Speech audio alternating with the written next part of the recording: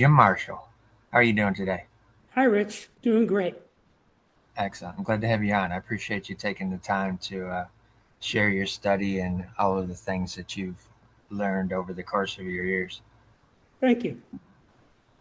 Let me give the audience a brief introduction for you so that they can get a little bit of an understanding of why I've decided to have you on and you've kindly accepted the invitation. You're an author, a speaker, an inventor, and a scholar. You have a Bachelor of Science degree, which you graduated cum laude from the City University of New York after attending Manhattan University School of Engineering and graduating early from St. Francis Xavier College of Prep on scholarship. You're a polymathic scholar and autodidactic with over 50,000 hours devoted to studying and practicing human development across multiple disciplines: psychology, theology, engineering, philosophy, law, parapsychology, metaphysics, and more. You're the inventor and creator of Septemics, a groundbreaking periodic table of human nature consisting of 35 seven-level scales mapping patterns in human behavior for analysis, prediction, and transformation. You're a human development engineer with 28 years of formal education and 40 plus year career, having treated and trained hundreds of clients and developed innovative systems like multidimensional processing, conflict matrix processing, and the tripartite path of human development. I hope I said that. Tripartite. Tripartite. Okay. I appreciate that help. Sometimes those words trip me up. So, really, my only structured question is always the first, and it is, where were you born and what was life like a kid for Jim? I was born in New York City, and in many ways, life for me as a kid was wonderful. New York in those days was the greatest place in the world, really. At least the area I lived in was obviously big city like that. You have good areas and bad areas. Where I lived, it was wonderful. Yeah. And I went to private schools, and I was a very good student. I consider myself a fortunate person. How about your parents? Were your parents kind of in the same fields as what you delved into, or were they in No, different no, my areas? parents paid no attention to me at all. They did not like me. They ignored me, and they had no idea who I was or what I was about. And there was never a rapport between me and them at any time.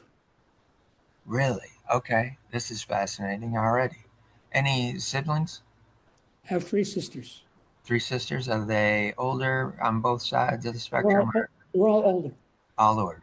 Okay. So you were the last Yes, and a boy. What type of work did your dad do? the most accurate answer I can give you is that he was a businessman. Okay. He did work uh, selling life insurance as a regular job for a long time, which has to be one of the hardest jobs in the world because you only collect when you die. Yeah. So how easy is that to sell? Right. But anyway, he was the kind of guy who could sell snow to the Eskimos. So he was a very, very smart businessman, and I had the good fortune of learning a lot from him. Okay. Because I was a very smart and well-behaved son, and I was the only son, and so I was at his elbow my entire youth. And so I learned an enormous amount from him. And being at his elbow, you were trying to garner that attention. No, I wasn't trying to. I'm just saying I was there and watched what he did. I mean, he bought land in Orlando, Florida before Disney got there. Okay. He bought land in Dallas area when it was just a forest. So, he was doing these business deals of many types when Yeah. I was a boy, and I just grew up watching him. So I learned all about real estate and investing. And by the time I was a teenager, he had me handling money for him. Oh, wow. Okay. So, I learned a lot. And I learned a lot about practical things, how to be an electrician and a plumber and a mason and a carpenter, all those things. And he had a very big influence on me. Okay. How about your It was mom? What? not, it was not a close personal relationship, but Yeah. it was a very big influence. Okay. And your mom, what type of work did she do, or was she a stay-at-home? She was a housewife, which, considering the size of our family and the size of our house, was a big job. Although later on, when the children started getting married and moving away, she did work a little bit, but she was basically what I would call an expert homemaker. Okay. She And could teach things to Martha Stewart. really fascinating. Fascinating. With not getting that attention from either one, did you observe that as they were just too busy with maybe your sisters, or was it just a scenario of you were potentially just the last and so we didn't give you as much attention? What do you think that stemmed from that? None of that is relevant. There are Okay, two issues. One issue is that nobody in my family had any clue who or what I was. Even as a small boy, I was always the smartest person in the room. And people don't like that. right.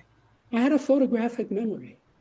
So, Okay, so people don't like a kid who makes adults look like fools because he knows so much more than they.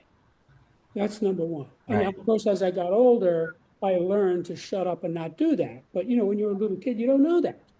Yeah, The other thing was that my father he had custom made suits, custom made shirts. He had about 100 bow ties and a Homburg and a briefcase. He was with the expensive cigar, the okay, quintessential businessman. yeah. And my mother was a trophy wife. Okay, She looked like a movie star. So they were not interested in me. They were interested in going out on the town, which was New York, which at the time was the greatest city in the world, and going to all the expensive restaurants and dining with all their rich friends. And, my father went on 38 cruises. So they were always going on vacations of one type or another, and leaving me with my sisters and my aunts or whatever. okay. How about grandparents? Did you know your grandparents as a kid? Yes, I knew my grandparents. My father's parents, I was very close to. My mother's parents, not so much. Okay. And what type of work did your grandparents do on your father's side? My father's father was a couturier. So he worked for a big Fifth Avenue fashion house.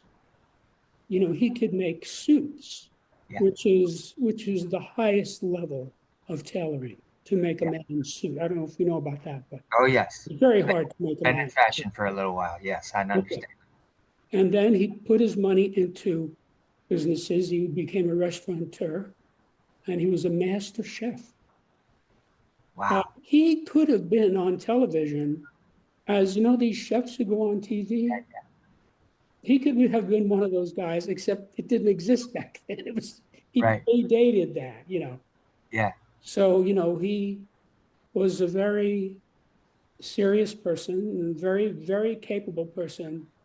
And we had a very close bond. That's fascinating to me. And the reason I say that, because a lot of the interviews that I've done where the parents have seemed to be a little bit disconnected from the children in terms of paying attention to them or giving them extra love or that type of thing because of them having to work or just wanting to work more. And the grandparent is the one that usually provides a little bit more attention. So I find that interesting already in the story. Yeah. Um, Well, I figured out when I was a small boy that I was on my own. okay. Nobody's going to help me. Nobody's going to pay attention to me. Whatever I was going to do was going to be because I did it. And Yeah. I'll give you an example. I got very, very high grades throughout my education. And so when I was, I guess about 8, I brought home my report card, and didn't give letters, they gave numbers. So my report card looked like 98, 94, 97, 99, 93, Yep. 96. Okay. So my mother, the mother had to, parent had to sign it and then you brought it back, right? So this happened whenever the report card came out. I gave my mother the report card. So she took it, she signed it, and then she said, I noticed they gave you a C in effort. Why is that? She was critical of me. Yeah. And then I thought, given, that my average was like usually over 95, Yeah. I thought, what do they want? I guess they want me to get every answer right on every test. Yeah. And even for somebody with a photographic memory, that's not possible. Right. So that's when I realized I was on my own. Okay. So fast forward, when I was 16, I took the chemistry SAT and I scored in the top 1% in the nation on the chemistry SAT. Wow. Okay. I didn't even tell my parents. Okay. Came in the mail. You know why? Because I knew then they were not interested. They Yeah. wouldn't care. They wouldn't understand. They wouldn't pay attention. They might say, that's nice, and go on with whatever they were doing. Right. So nobody ever even found out about that. Wow. Except, of course, the college she took me when I was 16. Yeah. Yeah. How was elementary school for you? Was it a scenario being similar to being at home where because you knew so much, you were made to be quiet within the classrooms? Well, in general, when I was being raised, I was made to be quiet Yeah. because in those days, the way I was raised by very conservative people, children were to be seen and not heard. You did not speak until you were spoken to. Yeah. So you would sit at the dinner table and say nothing until dad said to you, what are you doing later? Or Yeah. something. Until somebody Yeah. spoke to you. It was the same thing in school. You did not speak until you were spoken to. Yeah. And so that's just how I was raised.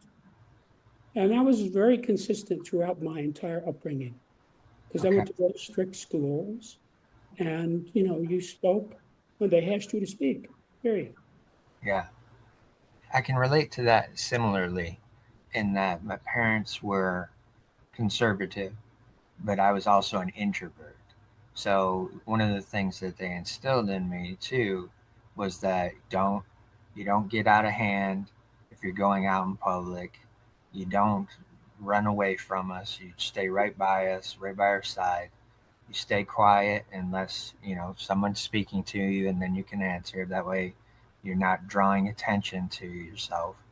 So I understand that a little bit. Probably not as extreme as what you experienced. Mm-hmm. But I do understand that having to be quote unquote a perfect child, so to speak, as much as a child can be at that early age and early on. But also too, the other side of it is I always got compliments in terms of a lot of people thought I was actually older than I always was when I was Mm-hmm. little.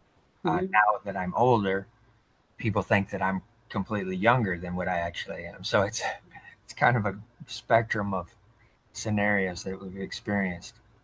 Um, I'm assuming, based on your photographic memory, that as you went higher up in elementary school, your grades progressed even more so in terms of closer to the perfect side. Actually, that's not true. Uh, Okay. because for one thing, in elementary school, I was taught by nuns, All right. Catholic school. Got it. And my experience, having spent 8 years of my life with these women, is that half of them are like a kindly old aunt, Yeah. and the other half are like Nazis. Yeah. Sometimes you got somebody who is avuncular, and sometimes you got somebody who is Hitlerian. And of course, obviously, it made a big difference. Uh, so I was pretty discontent with dealing with the nuns. Yeah. I was shocked when I got to prep school that the Jesuits who taught me had a contempt for the nuns equal to my own. Wow. Okay. That's they had the same awareness that I had that they were stupid people. Yeah. More of a position of control type situation versus an educating position. Yeah. Fascinating. Did any of the nuns recognize your gifted abilities while you're with them? Oh, well, if they did, they kept it a secret. Okay. But there were times when honors were heaped upon me that I was surprised. I was never given any explanation. I was sent to take a special test for special school and things like that. Uh, but there was no rapport at all with the Right. nuns. Yeah. So, it was just like, yeah, it was a little bit like being in a Nazi concentration camp. You were Yeah. afraid and you did what you were told, and you just were happy to get away from them. Yeah, for sure. I can understand that. I went to a private Christian school after third grade. Went to public school up to third grade, and then fourth grade on, I went to a private Christian school and it was a little bit probably not as strict as Catholic school, but it was similarly strict in terms of the way that you're taught, the way that you have to follow rules and regulations and all that kind of stuff. Right. Um, but I do understand that perspective. When you got to the Jesuit school, you already said that you found it different in that they had the same type of contempt for the nuns as you had developed. Mm-hmm. Um, at that point, were you starting to see a little bit more of an encouragement in terms of your intellect and abilities? Well, let me say this for those of you who don't know, the Jesuits are the intellectuals of the Catholic Church. Okay. So these were brilliant people, the smartest people I ever met at that time of my life were the Jesuits. Okay. The algebra teacher who taught me when I was 13 was an engineer. The biology teacher who taught me when I was a sophomore had graduated Harvard. And that's just sort of typical of who these people were. Yeah. So I got along with them extremely well. I just had the rapport was instant and obvious with these men. Okay. And it was stricter than the Marine Corps. Let me put it that way. Oh, wow. This was a Jesuit military prep school. Got you. It was, you can't believe how strict it was. I mean, the approach was hit first and ask questions later. Got it. So if they thought you didn't look at them the right way, you got beat up. Yeah. It. So, and that did not bother me at all. Okay. At all. Okay. With it being prep school at that time, was it a live-in prep school or was you No, it was back not and a forth? living prep school. Okay, got it. Yeah. All right. So you were going back and forth from home to school. Didn't Yes, have but I to will tell stay you, I went home, had dinner, took a shower, did my homework, and got up and went to school the next day. I didn't want to be at home. I wanted to be at school. there. So Right. in the wintertime, I would show up at school before the sun came up, and I would leave after the sun went down. Okay. So Wow. I never saw the sun except through a window in the colder months because I wanted to be in that school. Just learning. Because you have to realize the Jesuits lived there. Yeah. So they were always around. We would play sports together. We would go to movies together. We would go to the World's Fair or whatever, baseball, whatever. These guys were, this was their life. And they were very smart people. So after meeting them, I didn't want to talk to anybody else. Because you were attracted to the intellect. Right. Yeah. Yeah. And the fact that discipline didn't bother me at all because that's how I was raised with discipline. So I just accepted that. And you mentioned athletics. Were you athletic at all? Yeah, Okay. What I what was sport? I was a serious athlete for about 10 years. What sports? Baseball, football, boxing, Okay. swimming, bicycling, running, also marksmanship. All right. Uh, so, I was what you would call a natural athlete. Yeah. I was a pretty good athlete when I got to prep school and I just fitted right in. Excellent. That's fascinating. An achiever intellectually as well as athletic and able to excel in athletics. How about friendships? Were you able to develop some really core friendships during those Yes, times? yes. But I will say this in general, having gone to school for 28 years, the teachers liked me better than the students. Right. Sure. I can imagine. I was like the perfect student. Yeah. There was never a time when I didn't do my assignment. Yeah. Also, I really paid attention, and so I would ask intelligent questions. So it was very easy for the teachers to establish a rapport with me, even in college, more so than the students. And the older I got, the more true that was. By the time I was in college, the students seemed like children to me. Yeah. So, I get it. I get it. so that was sort of how that was. So, I had very good relationships, with many, many teachers, some of whom were priests. Uh, and I had friends, but my situation with friends is that I had categories of friends Okay. because I had one set of friends with whom I would attend science and math lectures. And I had another set of friends with whom I would attend plays and poetry readings.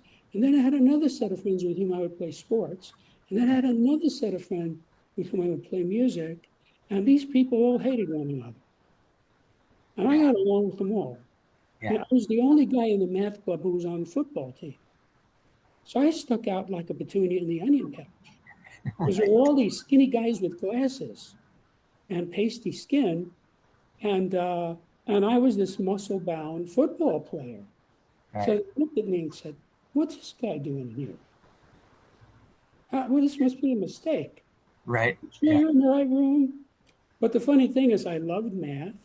I took 26 semesters of math, and the math teacher who was in charge of this club took me under his wing, and he actually gratuitously gave me a copy of Newton's Principia, which is the creation of calculus, Yeah. which I read when I was 17. Okay. But that was kind of typical, of how my life went, where I was good at every subject. And so I had one buddy who was a whiz on anything having to do with science or math. But all the other subjects he struggled, I had to help him. I had another buddy who was great on anything with the humanities, English, Latin, history, had struggled with math and science. So, obviously these guys did not like one another, but they were both friends of mine. So that's sort of how I learned by the time I was about 14 that I had to have separate groups of people. Right. Okay. Interesting. Interesting.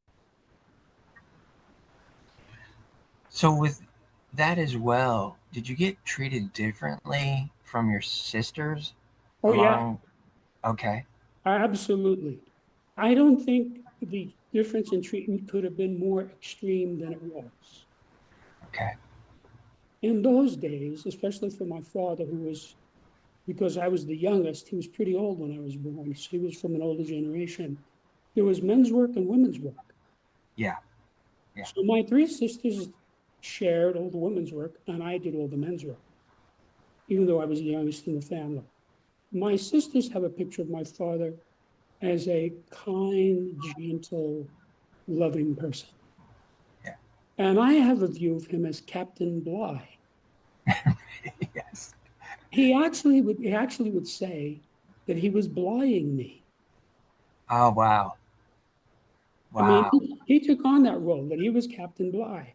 And Right. Artemis was the bounty, and I was Mr. Christian, and he was, so that's just Yeah. how it was, So my sisters never got hit. So, I got hit enough that I learned to to try to avoid doing anything, but it didn't take much Yeah. in those days.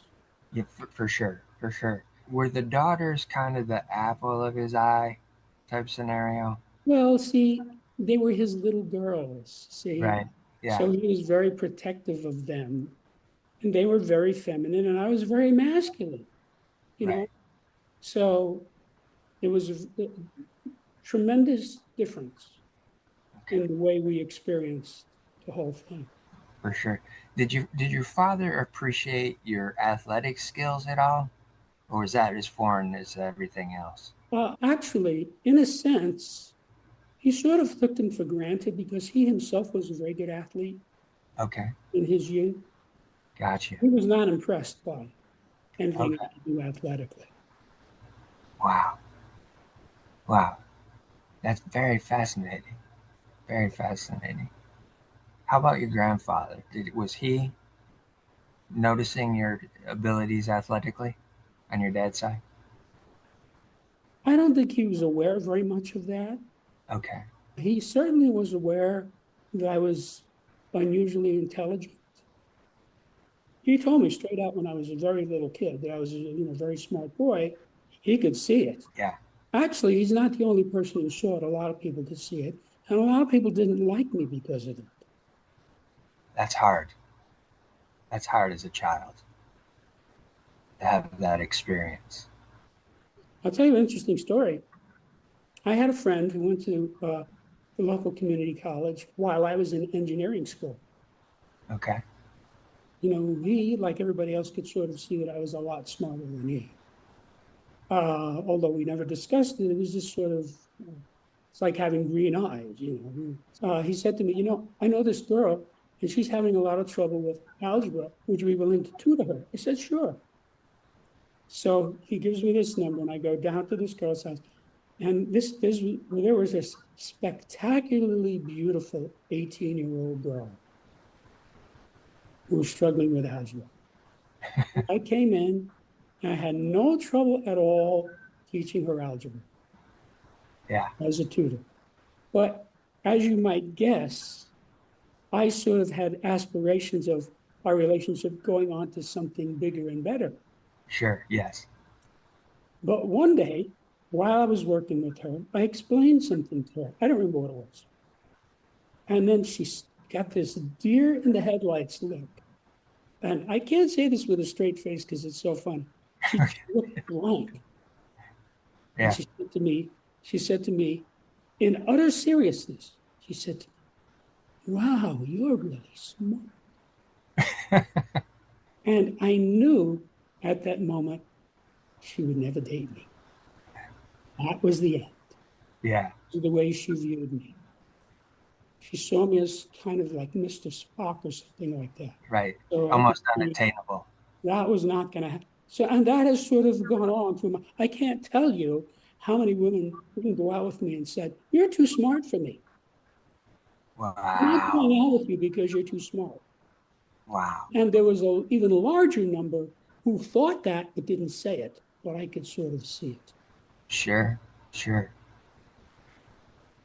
Didn't want to be around somebody who was a lot smarter than they. And that's true for most people. I mean, it's true for men too, but I was never interested in them. I was very interested in women. Yeah. So, but when I was in prep school, the only girls I knew were Catholic prep school girls. Okay. So these were girls who were raised the way I was raised. Yeah. So they sort of accepted me. Okay. They knew I went to an elite school, you know, and I would show up with a suit and tie and close cropped hair, and it was gentlemanly, and they Yeah. would wear dresses. So they kind of accepted me because it was like part of the subculture. Sure. Sure. So these were girls who would, like myself, would never use a bad word, would never be rude or never do drugs or anything like that. So Yeah. that's sort of the world that I lived in. And so they accepted me. Yeah. Okay. Okay. When you got to the point of really excelling in school and you're excelling in sports as well, are the teachers, the faculty, are they starting to prep you mentally to potentially move on to higher education earlier than what everybody Yes. else was about to? Yes. Okay. Yeah. Can you The, explain the, that te- a little bit? the teachers could see Yeah. who I was. I don't know how many of them actually saw my report card. Some of them obviously didn't. And but either way, you're in the class, you get a 94, that guy knows you're doing well. Uh, but I think, I was got high grades. It was an honor student. Now the school I went to, it was a military school. So if you were an honor student, they gave you a special braid that you wore on your shoulder. Yeah. Yeah. So everybody knew you were an honor student, everybody in the school. Yeah. So I had that honor cord on pretty much all the time. Fascinating. So they would just look, oh, man, this guy's got an honor cord. So they all knew. And so, but I think just the way I dealt with them, I dealt with them in a very mature way. Yeah. So, I wasn't a goofy kid at all. Yeah. Yeah. With that intellect coming in to the world, did you have a sense early on that you were what many would call an old soul? I don't know. I don't know. I mean, I didn't have that concept. Okay. At that Or, point. you Yeah. know, But also when you're a kid, especially the way I was raised, you don't really have a frame of reference. You follow me? True. Yeah. Like I didn't know I was a smart kid. I just went to school. I was told probably the first day, do your homework every day, and I just did it for the rest of my life. So I didn't know. So when they selected me when I was 13 to go for a special test to go into a special school, I had no idea. Why are they picking me? Well, they picked me and one other guy who turned out to be my best friend. So, we both went to elite high schools, but I had no notion of that at all. Yeah. I mean, I was kind of, in a lot of ways, a normal kid. I listened to rock and roll. I was interested in going out on dates. I played sports, had Yeah. lots of friends. So I was kind of a normal kid. So I didn't really have a notion of that. You mentioned earlier that your father started having you handle money, Yes, earn amount money early on. yes.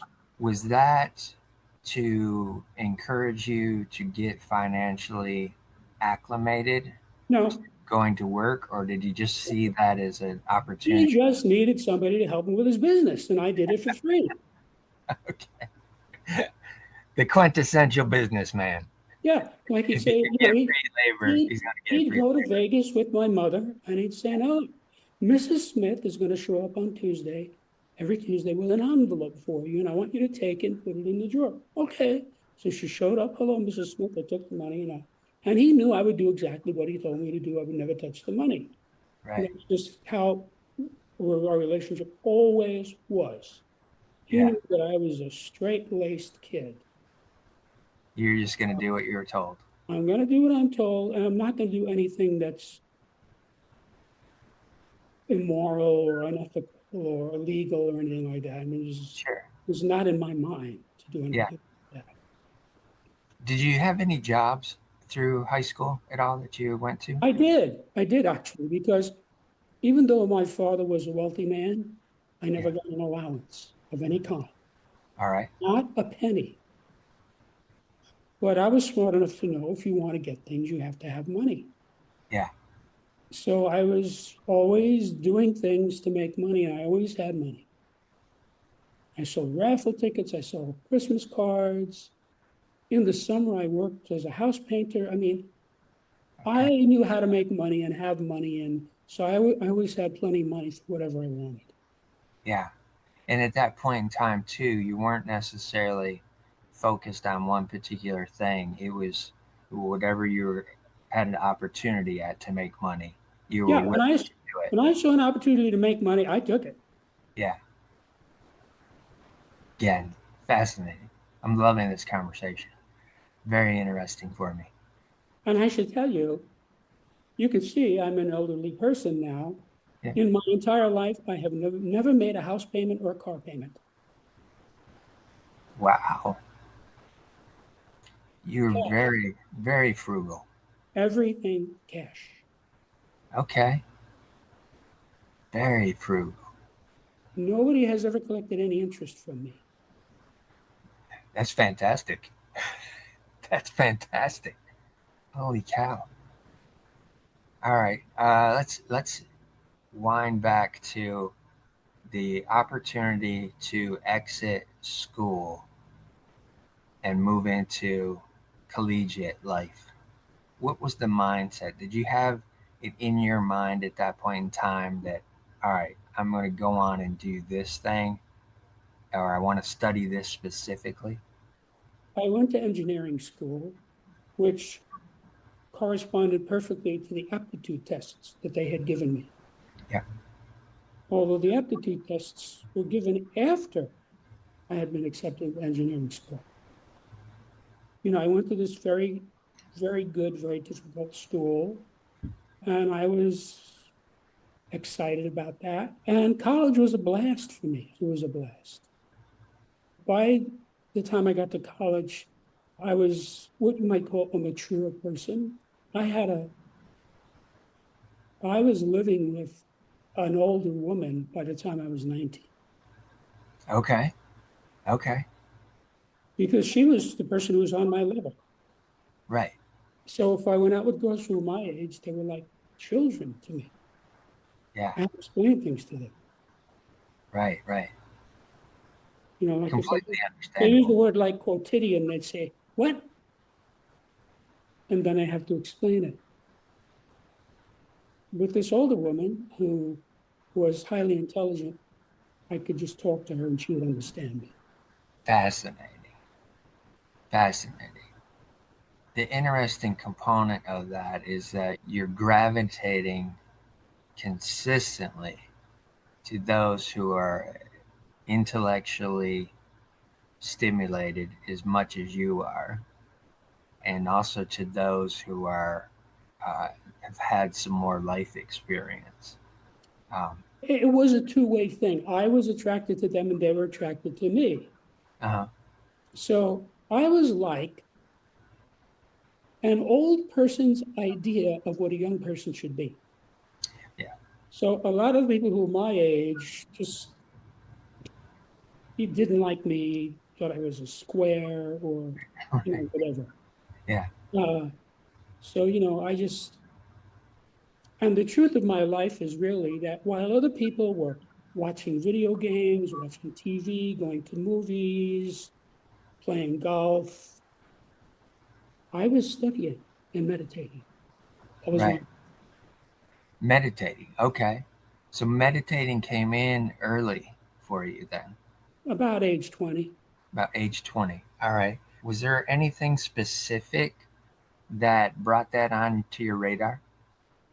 The truth is, the most accurate description of me is I am a polymath, and I was born that way. Okay. So I was very interested in learning everything taught in every university.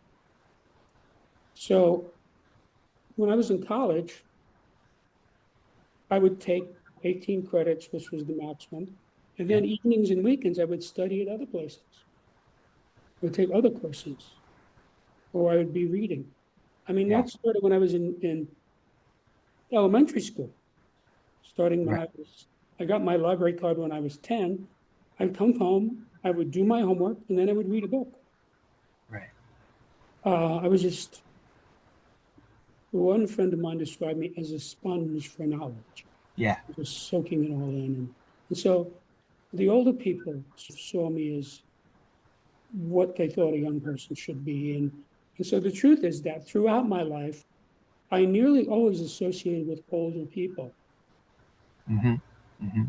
Now they're all dead. Yeah, I get it. I get it. But also too, are, there has to be a few that are older than you are that you still engage with. Yes or no? Well, my sisters are still alive, but I haven't seen them in many years. They live in other states, Okay. but all of my teachers are dead, and most of my friends are dead because, I naturally gravitated To to the older. people because they were people I could learn something from, and they liked having me around Yeah, for sure. For because sure. they didn't have to explain things to me. I mean, if they talked about Spengler, I knew all about Spengler, and so we could have a conversation. Yeah. So Yeah. that's pretty much how it went. So again, how did the meditation come across your purview? Okay, well, I'll tell you an interesting story. Sophomore year, I'm in class, and there was sitting next to me a very pretty Asian looking girl, Classic. right? Okay. Yeah. Asian looking girl. And I was a very congenial person, especially with pretty girls. So we started talking, the usual thing. And at some point she said, "Do you know anything about Buddhism?" I said, "No." She said, "Well, would you like to?" I said, "Sure." Now, if she had said to me, "Would you like to learn about quilting or macrame?" I would have said the same thing Right. because I was interested in this girl.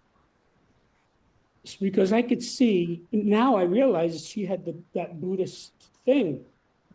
This Yeah. was a serious person.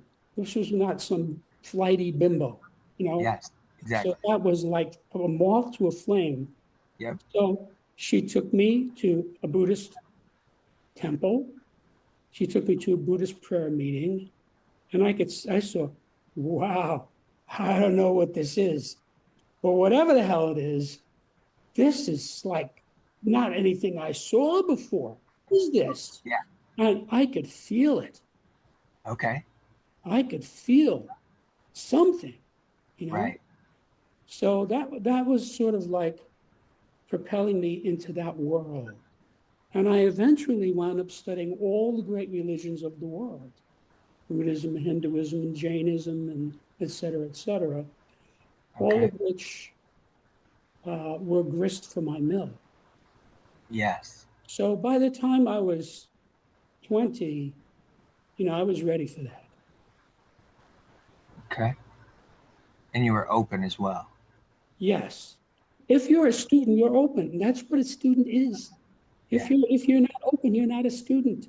Because the whole idea is you're shoveling information and you have to be open. Did you have the opportunity to experience any kind of relationship with the girl at all? Or was You it know, to strictly tell you the truth, intellectual? I don't remember any more after that. Okay. I don't think anything happened between us.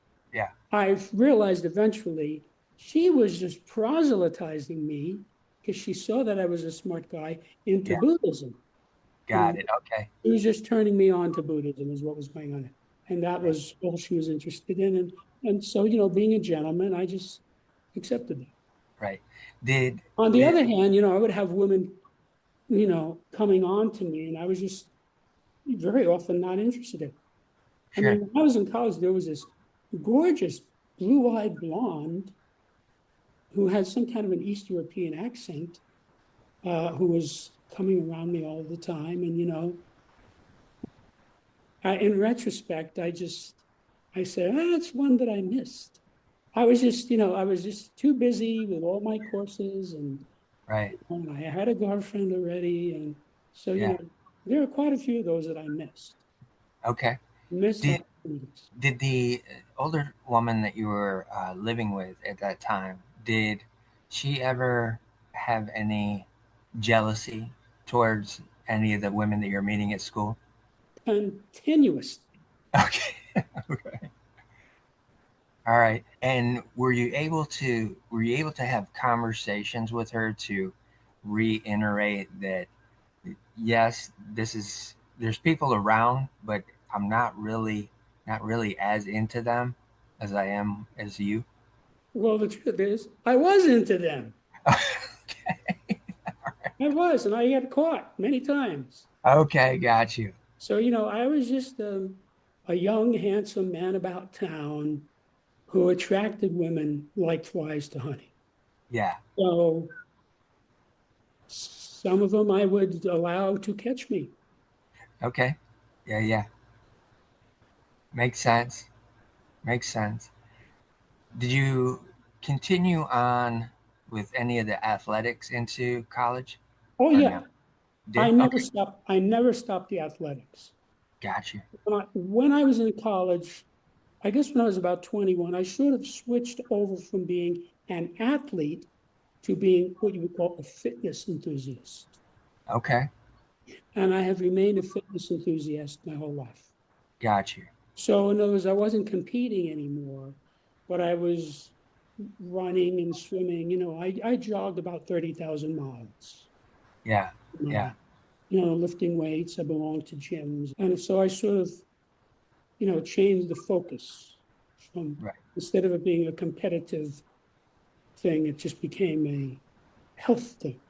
Was there any opportunity um, in terms of excelling athletics in college to where you might have thought you could go on to play pro sports?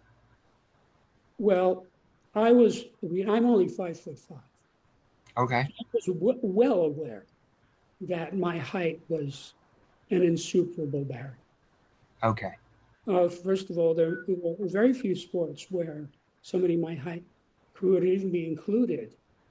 Right. Uh, I mean, boxing, has weight Yeah. categories, Yeah. but Yeah. I gave that up because I didn't want to get my face bashed in.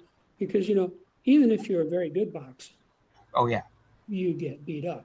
Yes. Rocky Marciano was 49-0, never lost a bout. Okay. He had his nose split in half in one of the bouts, Yeah. and he was the winner. Right. So I got to the point I said, I'm not doing this anymore. But just so you know, this is not my natural nose. This is Okay. a nose that was bequeathed to me by boxing, although they fixed it a little. But, Right. I have photographs because I come from a family of boxers. And you can just look at the photograph and figure out which of the guys were boxers and which of the guys weren't. Because all the boxers have broken noses. Yeah. Same way. I don't. This is not my natural nose. Unfortunately for me, when I was in second grade, we were playing. Uh, we were in gym, and at that time, they would bring in these parachutes, and everybody would get all the way around the parachute and grab a corner of it, of the hem of it, and then we would just flap it up and down. So at a certain point, it's up in the air for a long period of time, and Uh-huh. then it's down low. So what the gym instructor was trying to get us to do is he would say, "All right, this number of students, when we get it up in the air, you're going to try to run underneath it to the other side and grab a hold of the hem before it hits the ground." Uh-huh. And at that time, we had a disabled girl in our class that she was in a wheelchair. And so she's with us. One of my friends was, pushing her. And so we did that. And it was my turn to run underneath. And it was her turn to go under as well. And so I lifted it up. I started running. And as I ran, I closed my eyes like an idiot. And I'm ducked down so it doesn't hit me right as it comes back down. And I ran straight into the foot rest on that wheelchair, Mhm. busted my nose open. It was like all the way over to the side of my face. I was like, oh my gosh. I know most I had many injuries, many.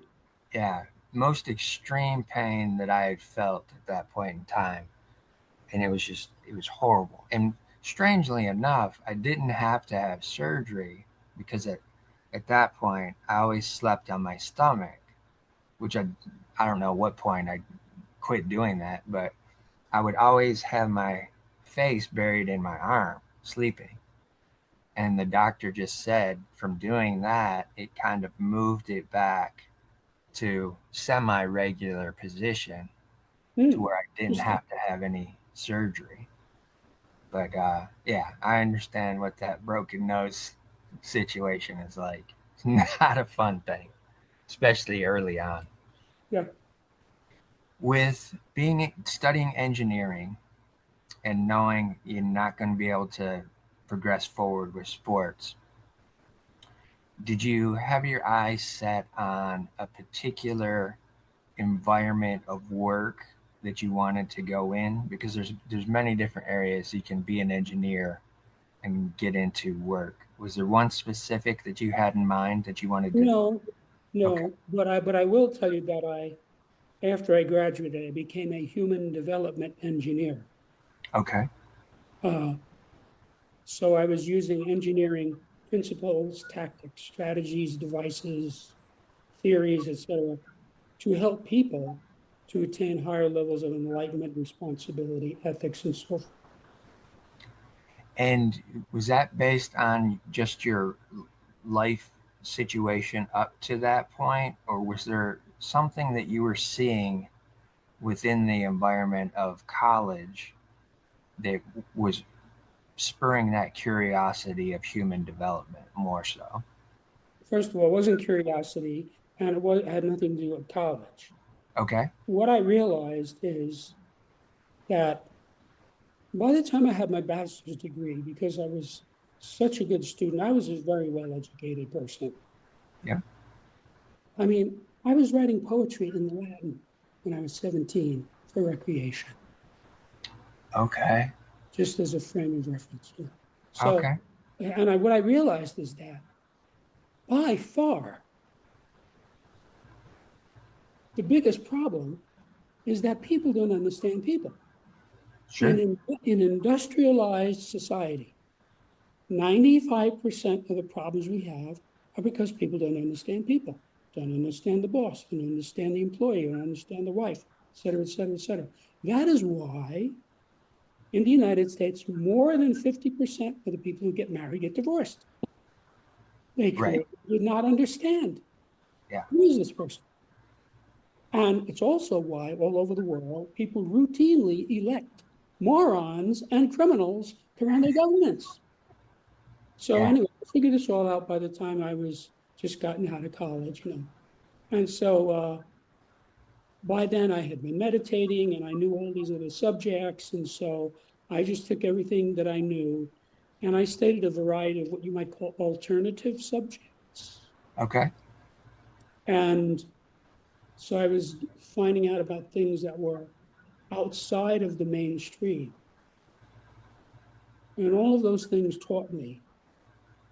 And I used my combination of my polymathic knowledge with my engineering skills to help people in a Yeah. very efficient way. So basically, what I did is I used Socratic dialogue Okay. aided by biofeedback. Got you. So if you read the Socratic dialogue, you can see that the whole idea of Socrates is shown as bringing someone to enlightenment by asking the right question. He didn't tell him anything. He just asked him, and the person would have his own realization. Yes. Okay, so that's essentially what I did. The only difference is I was using biofeedback, Okay. which I knew very, very well after a while, and it made it orders of magnitude faster than anything else on earth. So I could accomplish in a week with a person what would take a person 10 years in therapy. Did you were you studying it in a an institutional setting at that point, or had you developed your own business model around it at that point? I did study with a variety of different institutions, Okay. Yeah. okay, and I learned things from them. And but the other thing is that I had some natural ability. I realized when I was about 16 that I could develop a rapport with a complete stranger in 15 minutes. Fascinating. And the way this came about is, like most 16-year-old boys, I was very interested in 16-year-old girls. Right. So I would go to dances because that's what went on. Right. Yeah. Catholic school dances. They Yes. would come to our dances and we would go to their dances, right? Yeah. So meet these girls, and I had no trouble communicating with them. Hello, how are you? And so I would sit down with some girl, on the side, and in 15 minutes, she's telling me her whole life story. I realized I have some ability in this area. Yeah. People would open up to me. Yep. And this still goes on with women, where Okay. they see that I'm a good listener. Yeah. I pay attention to what they say, Yeah. and I have insightful comments about it. So this is with women, it's a very powerful thing Sure. because a lot of guys are dopey. Yes. They don't know how to carry on a conversation. They don't know how to develop a conversation. They don't know how to communicate. Yeah. So I had these skills and I just used them throughout my life. And, many people came to me and said something along the lines of, how do you get away with the things you do? And I never gave this answer, but the answer was my communication skills. Right. So obviously, with women, this is like a superpower. For sure. Did you ever? Knowing what to say, knowing what to ask, knowing when to shut up, knowing when to listen. And so it made it very easy for me to develop a rapport. Did you ever use any of those poetry skills with the ladies at that point in time? Yes, I, Okay. I still do. Fascinating. Fascinating. So there is a part of you as well that is not just completely intellectual. There is a creative side of what you do because you have to have a little bit of creativity to develop a poem and develop it in a particular style, right? Yeah. So this was something that I wasn't sure would come out in the conversation, but I'm even more fascinated that it did because it just gives another lens into your world as well. The fact that you were interested in poetry, creating poetry, but then taking it a step forward into writing it in Latin as well. Most people don't even think about going in that direction. Well, when I Um, was writing poetry in Latin, I wasn't writing it in English and translating it. I was just writing it in Latin. Latin from the beginning. And was it in doing so? Was it more of a easier way for you to understand the words that you were putting down, or did it make more sense? Latin is very different from English. For sure. That's why I asked. I was a very good Latin scholar. I got very, very high. I get like 98 in Latin. Oh wow. And probably the most important book I ever read was a book I read in Latin, Okay. which was the Aeneid, which was written 2,000 years ago by a man named Virgil. That was his nickname. His Okay. name was Gaius Virgilius Maro, and he was a friend of Caesar Augustus. Oh wow. So Caesar Augustus commissioned him to write an epic poem, what we call an epic poem, about the founding of Rome. Of Rome.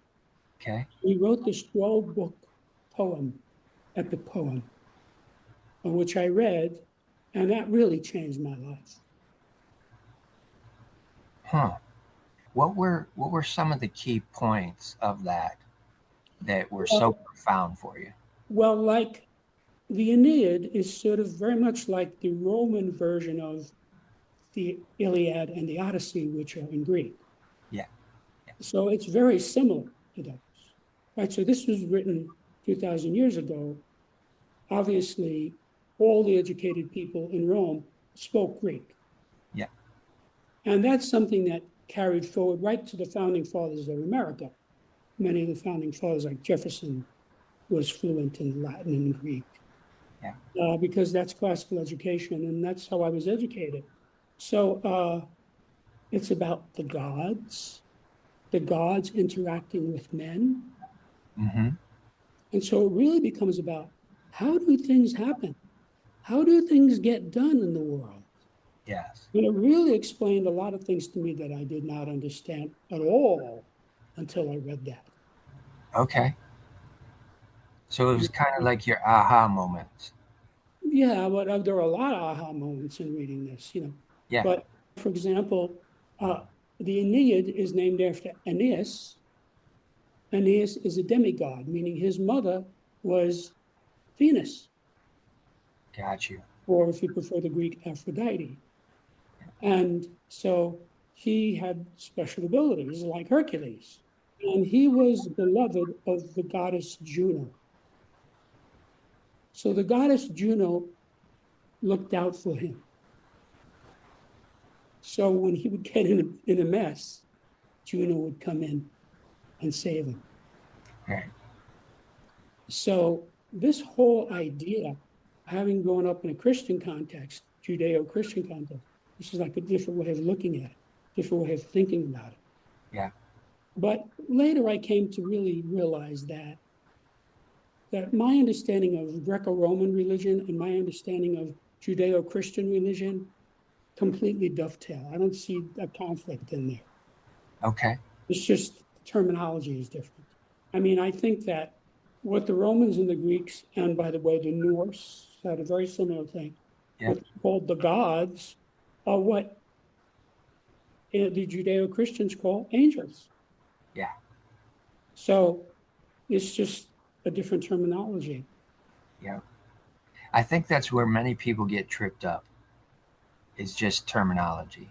It's And semantics. yeah, it confuses so much because I have the same thought process into all of those things as well. It's the same thing. You're just telling it differently and using different words Right. in the way you're telling it. And when I studied global religion, Hinduism, well, they all have these same things come in there. I mean, if you look at Hinduism, they have all these gods. Yeah. So as the same way that the Greeks and the Romans do.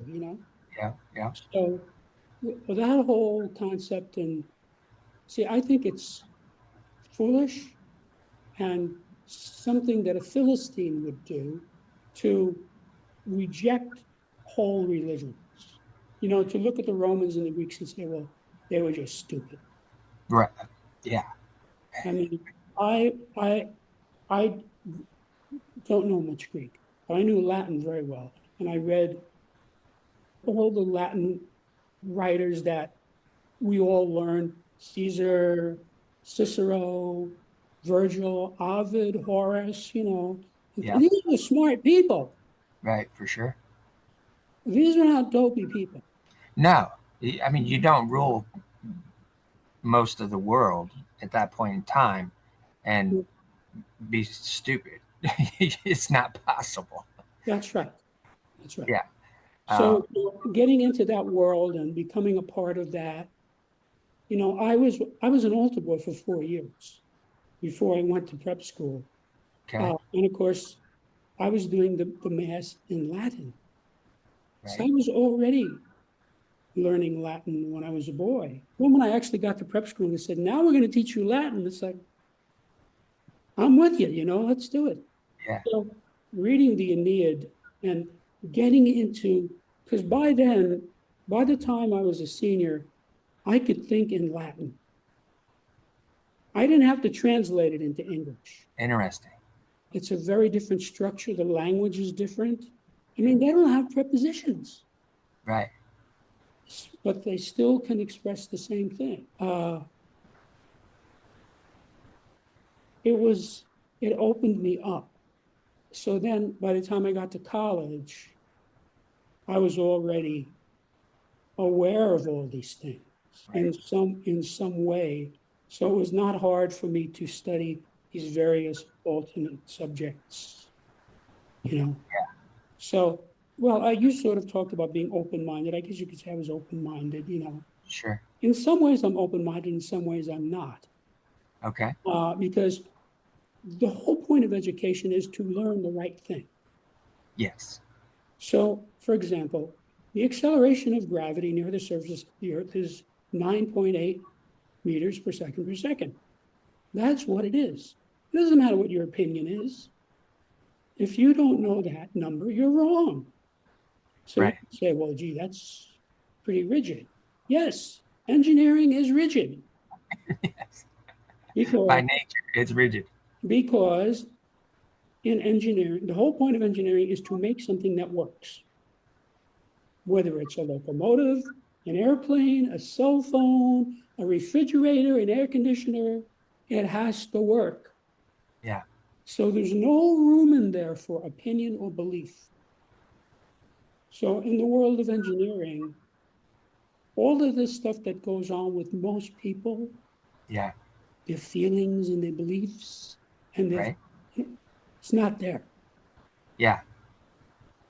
And it's good that it's not there because this technology that you and I are talking to one another on right now, was Yeah. created by engineers. So, you know, when you talk to the average person who doesn't have a background in the STEM subjects, and this is more true of women than men, it's all about their feelings and their beliefs, you know, and like people who say, well, you cite facts to them and they say, well, I don't feel that way. Doesn't matter what you feel. The Yeah. facts are what they are. Right. That's what people have a hard time with nowadays. Have a hard time with facts. Right. So my mind is very open. Especially, you ever realize I've been meditating on a daily basis for over 40 years.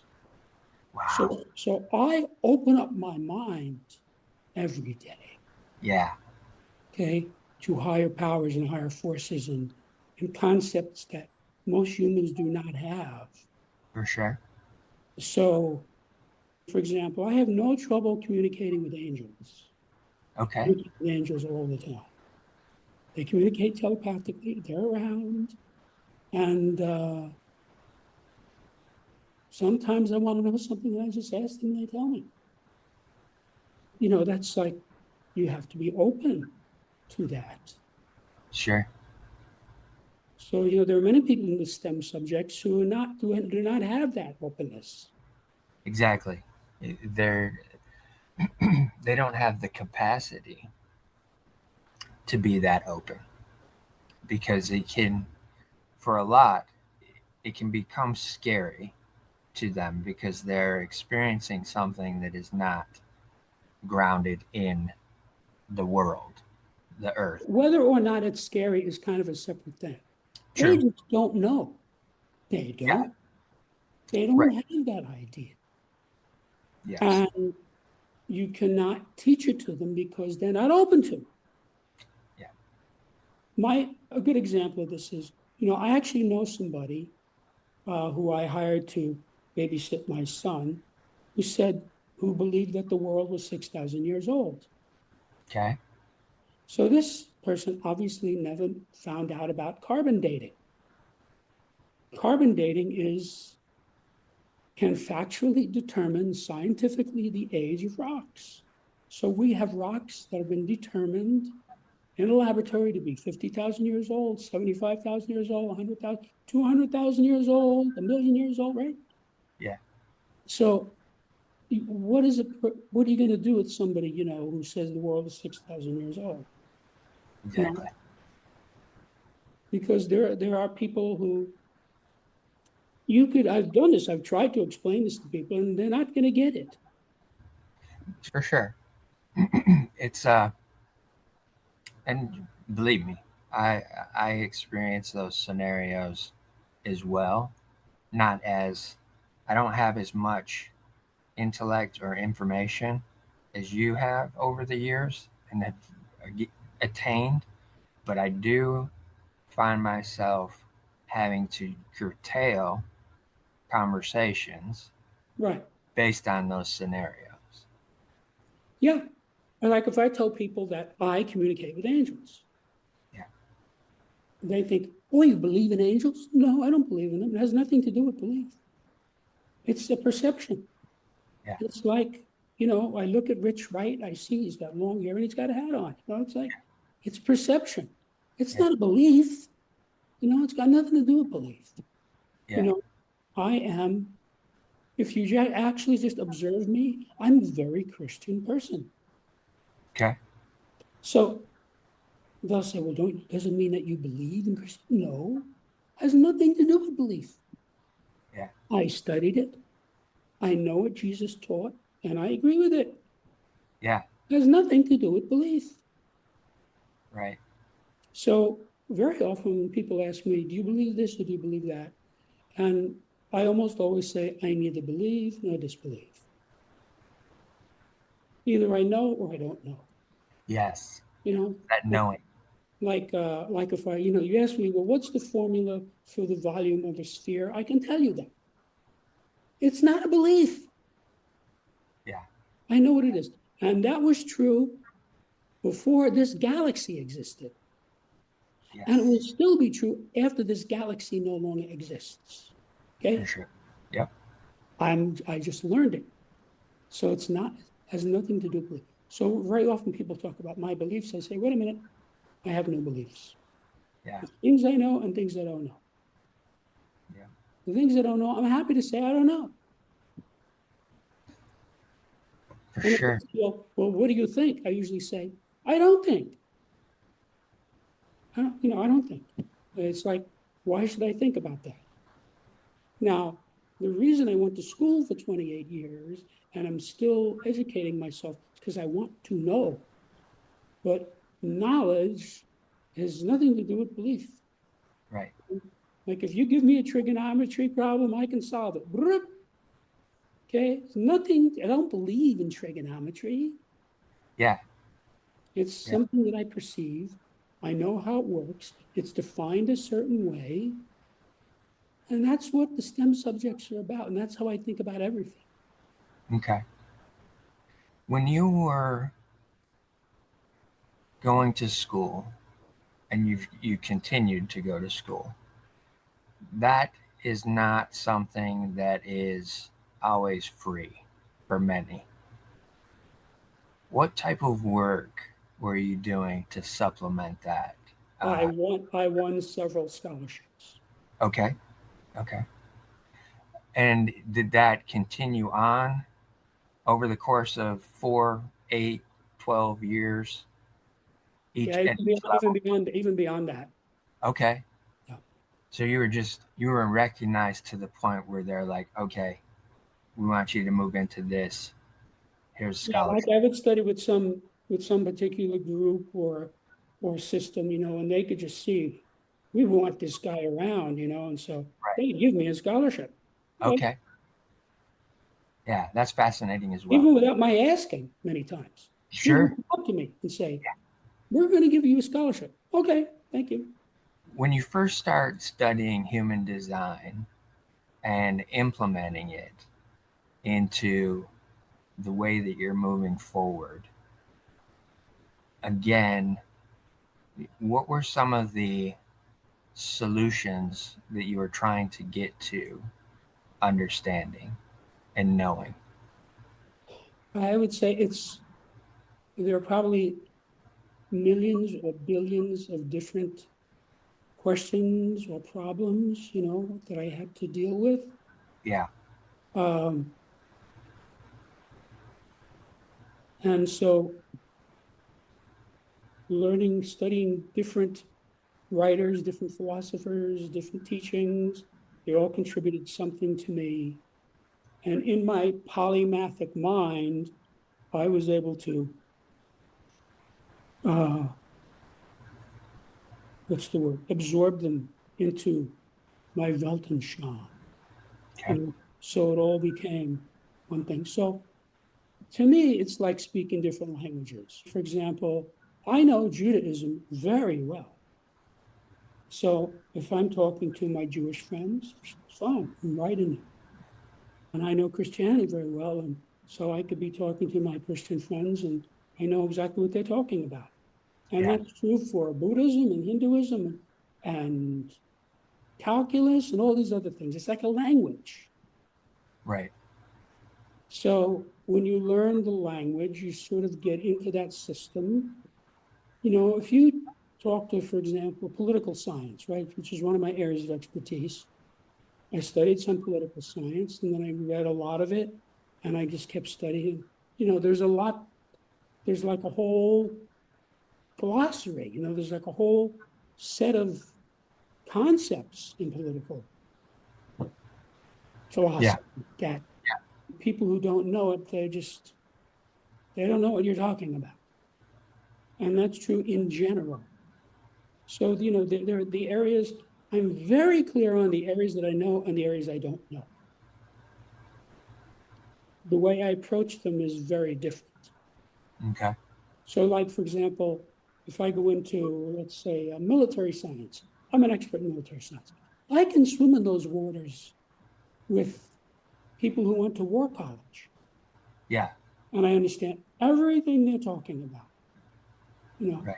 there's like a whole world of military science that I Yeah. absorbed. And to me, the military science dovetails with the political science, and it dovetails with the trigonometry, and it dovetails with the Buddhism, and et cetera, et cetera. It's all one big thing in my mind. Right. So I have no difficulty. So very often I wind up explaining things to people that they're able to get because of how I explained it. Okay. Okay. Makes sense. Makes sense. You mentioned you had a son. At some point, there was a female that came into your life that you were That's an understatement. really, Oh, something else came into my life. really attached, Yeah. really attached to. I tell you, there's actually, I can't even remember some of them. You know, like sometimes I say, oh, yeah, Gertrude, I forgot about her. Yeah. It's like hard to keep them all straight in my mind. You know, Sure. Okay. out of sight, out of mind. You know, you move on to the next thing. Yeah. When did your son's mother come into play for you, and how did that hit your radar? Well, it was many years ago. Okay. My son is an adult now, and she came and she went. Okay. Was there a marriage there, or was it just a Well, symbiotic relationship? it wasn't symbiotic, and we never got married legally, if that's what you mean. Okay. Uh, I narrowly escaped getting married several different times. I understand that perspective. I understand that perspective. When did Let me put it this way. I love women. sure, Really, truly. sure. I'm not just saying that. I love women, but only one at a time. That's fair. That's very fair. Very fair. The the invention of septemics. When did that first start getting developed to where you realized you were really on to something Okay. in life? This is a longer answer, but I can give it to you officially. Okay. The story really begins when I was accepted into engineering school at age 16. All right. Now, of course, I thought at that time that I was going to be engineering physical things such as airfoils or motors or electrons. But by Yeah. the time I had my bachelor's degree, it was clear to me I wanted to engineer the human psyche Yeah. because that's what we don't understand. That's what wrecks everything. So, to make a long story short, I had a long career as a human development engineer, Okay. working one on one with hundreds of clients of every description, helping them to improve themselves in whatever way that person wanted. Right. All of my clients improved as a result of our interaction. But I incidentally started to notice that I could predict the outcome of the session. Okay. I would know where it was going. I never told this to anyone for many decades. Right. I made notes because I would see as the decades rolled by, and I was doing this assiduously, that the client would be at a specific level on a specific scale that I had previously observed and recorded. As a result of our interaction, he would go up to the next level on that scale. Okay. Now, that happened thousands and thousands of times. I don't know how many thousands, maybe Right. 10,000 times, a Yeah. lot. Because you have to realize I was not really aware of this until later on. In retrospect, I saw it develop. But that's what was going on. So by 1995, I had actually observed and recorded, empirically observed and recorded about 32 scales. Okay. I just wrote them down. There's no theory of septemics. Gotcha. I simply saw what was there and recorded it. So, also in 1995, one day I had this 6-level scale that by then I absolutely knew was correct because it worked. I Yes. was trying to ponder this difficult case against this scale. See, where's this person on this? And I couldn't resolve it. And then I realized, there's a 7th level. This is just a level I never saw before. Right. And as soon as I saw what that level was, it was obvious where to insert it. And when I inserted that 7th level into the 6th level scale, at that moment, the scale manifested mathematically. Okay. It went from being a line, which is what a scale is, to a plane, Yes. meaning a whole body of data. Yeah. So I looked at this thing because all this just jumped out at me without my looking for it. And there are all these interlocking, intersecting, interacting components that fit together like a Chinese puzzle Yep. that really explained the scale, what it was, why it worked, what the underpinnings were. I saw the math in this, okay? Because as a mathematician, when there's math present, I see it. I said, wait a minute, whatever this is, it has to be natural law because it's got math embedded in it. So I thought, I found something here because this is all about human phenomena. Right. Then my next thought was, I wonder how many of these other scales I have are actually 7-level scales that hadn't been developed all the way. This Okay. was. Yeah. So knowing what I was looking for, which is the key, I observed all these other scales, I studied them. And in a matter of months, they all developed into 7-level scales. Okay. So I now have 32 7-level scales, each of which had mathematics embedded in it. Got it. And having gone to school for 28 years and being a well-read person, I said, I never saw anything like this before. This looks like a new subject to me. Right. And my next thought was, I could go from helping people by the hundreds, which is what I had been doing as human development engineer, to helping them by the millions. If I put this information in a book and get it out so people can have it. Right. So I'm going to have to write a book. So the first draft was finished in December of 95. Okay. And I sent it out in a transcript form to colleagues of mine, all of whom had graduate degrees in a variety of subjects. All right. And they all loved it. They responded very positively in writing. Yeah. And that told me, it verified for me that this was exactly what I thought it was, which was a new subject that people would get. Right. They would get it. Right. I have to tell you, since then, 1995, 30 years have passed. Right. And so some version of this book has existed now for 30 years. I've been watching people get this for 30 years. No one has ever said to me, this doesn't make any sense, or I don't get this. That never Fasc- happened. Fascinating. Usually what they say is they look at it at first blush, right? Guy never saw it before, opens the book. He says, oh, this makes sense. You know why? It's natural law. Okay. It's like the three laws of motion. You know the famous story about Newton? He saw the apple fall from the tree, Right. and he realized that is the same force that holds the moon in the orbit around the Earth. Yeah. And from there, he was able to develop the three laws of motion, and then he created calculus so we could work with it. Yeah. Right? This is a 25-year-old genius Yep. doing that. So that's kind of what happened to me, where I looked at this and I said, ah, I see. This is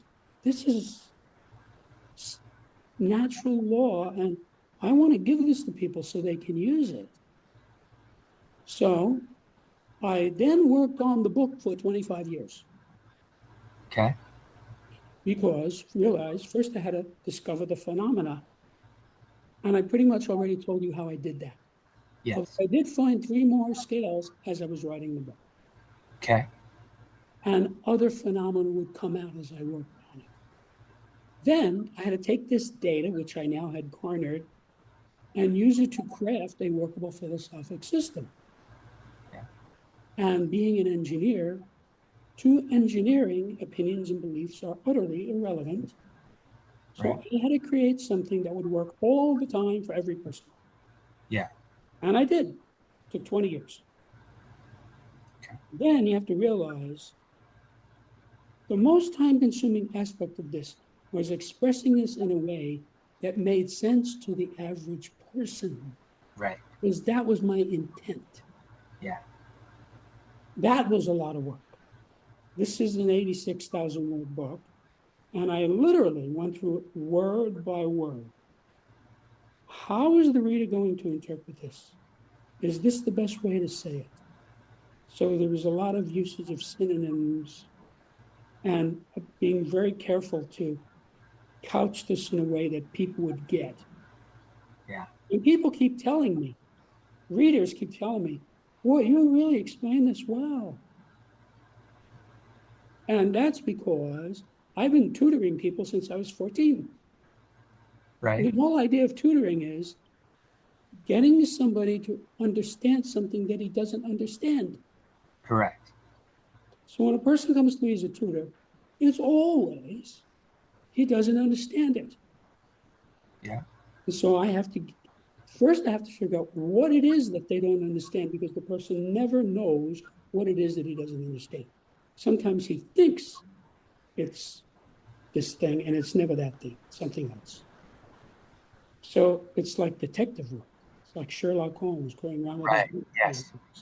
figuring Yeah. out, oh, I see. And so I would ask the student, let me ask you something. What does the term absolute value mean? See? And he would go, ha, ha, ha, ha, ha, ha, ha, like Jackie Gleason would in Honeymoon. And I said, okay, that's fine. Let's look it up. So we'd look it up, see, and then he would get it. I said, okay, let's go back to this paragraph and read this again. And he would look at it again. And then when absolute value came up, ah, now I understand. See, he did not know that he did not know what that term meant. Right. So that is how I was able to write this entirely new subject in a way that people would get. Because I look at everything from the viewpoint of the reader. Fascinating. And so it's not only fascinating, but it's so, as we've been talking about many things, it's logic, right? It's the known factor. You coming at it from that perspective of already knowing I've got to present this the way you're going to be able to understand it. Right. That characteristic is like a superpower. Well, I wouldn't go that far. That's a little grandiose. What? But I am an experienced extemporaneous speaker, Yeah, and that's a lot of what tutoring is, because you're speaking. right. But the key, I'm a very good tutor, and the reason is it's not about me and it's not about the subject. It's about the student. Watch the student. So give the student a little algebra problem. Say, okay, I want you to do this, see? And then I watch what he does. And when I think I see what he doesn't understand, then I stop and say, wait a minute, what'd you do there? What is this? See? Yeah, And then I can sort of ferret out what he actually does not understand. And yeah, then I can explain it to him. right. So this is actually a very big thing that goes into all of life because people go around in general not understanding things and not knowing that they don't understand it. And they Right. think they understand it when they don't understand it. So you have to get them to get rid of the wrong idea that they have and give them the right idea. Yeah, So if you have a polynomial and you're going to factor that polynomial, there's a certain way to do that. There's some art involved in it. yeah. So you sort of watch the guy. Okay, let's see the effect of this polynomial. See, and he's trying to do it, and see, and I was watching the kid. That's what I'm doing. I'm what now. A lot of teachers, maybe most, there's a lot of ego. I am the teacher, and Right. I am brilliant. I don't have that. Yeah, I am a humble servant of the student, which is why I can get people, even very young people, to understand things. That's what this book is about. I was able to express septemics in a way that people get. They get it. I've been watching people get this for 30 years. Now, you need to be able to read English. And there are actually a lot of people who think they can read English and can't. true. Very true. There's this idea of, well, either you're literate or you're illiterate. Actually, that's incorrect because there's a scale of literacy in my book. There are True. 7 levels of literacy. Seven? Oh, wow. Okay. And literate That's, is level 4. So there are 3 levels below that. wow. Okay. So illiterate is level 7. And then subliterate is 6, and semi-literate is 5. And those are distinct. So I can watch a person or talk to a person, I can see what level of literacy he's at. Fascinating. And I'll give you a story. All right. I had a friend who was a doctor, very good doctor, highly regarded. And I had read a popular novel, very world famous novel, loved it. So when I saw this person, I handed them and I was like, read this. This is really good. I said, okay. So the next time I saw the person was like a week or two later, and she handed me the book back and said to me, and I quote, I can't read this book. Now you would think that someone who holds a doctorate would be able to read a popular English novel that millions of people have read. Yes. Right? So what I found out there is this person is not literate. Now, that kind of fit with a bunch of other things because this person didn't really speak like a literate person. And so I realized this person is semi-literate. Right. So most of the people in industrialized society are either semi-literate or subliterate. They're not illiterate. Correct. But actually being illiterate, that's actually a minority of people in industrialized society. Fascinating. Very much fascinating. Across the spectrum of people that you've worked with, have you found a distinct difference in working with people who are creatively minded versus someone who is not as creative, where you see maybe more of an understanding or maybe less of an understanding or an openness to the possibility of understanding, being that they're creative. Let me explain this. Septemics is a philosophical science based on Okay, the fact that many phenomena related to people occur in a sequence of 7 levels. There are got it. 35 such scales, each of which is unique. So, the septemic way of thinking is, what scale are we talking about? So, most people are high on some scales and low on other scales. Right, Fewer than 1% of the population is at or near the top of all the scales. right. That would be Makes, somebody like Jesus or yeah, yeah, Tama or Yogananda. yeah. About 4% is at or near the bottom of all the scales. Most of us are high on one and low on another. This is what Okay, you normally find. So, in a sense, I'm rejecting the premise of your question because it's a question of what scale are we talking about? And I'll give got you. you a perfect example. Understand. I have a guy who works on my car. This is the only person I let touch my car. Okay, This guy is like at least an expert mechanic. yeah, So, on the scale of human ability, expert is level 3. Okay. He's at least at level 3. Because I've been watching this guy. Boy, does he know cars.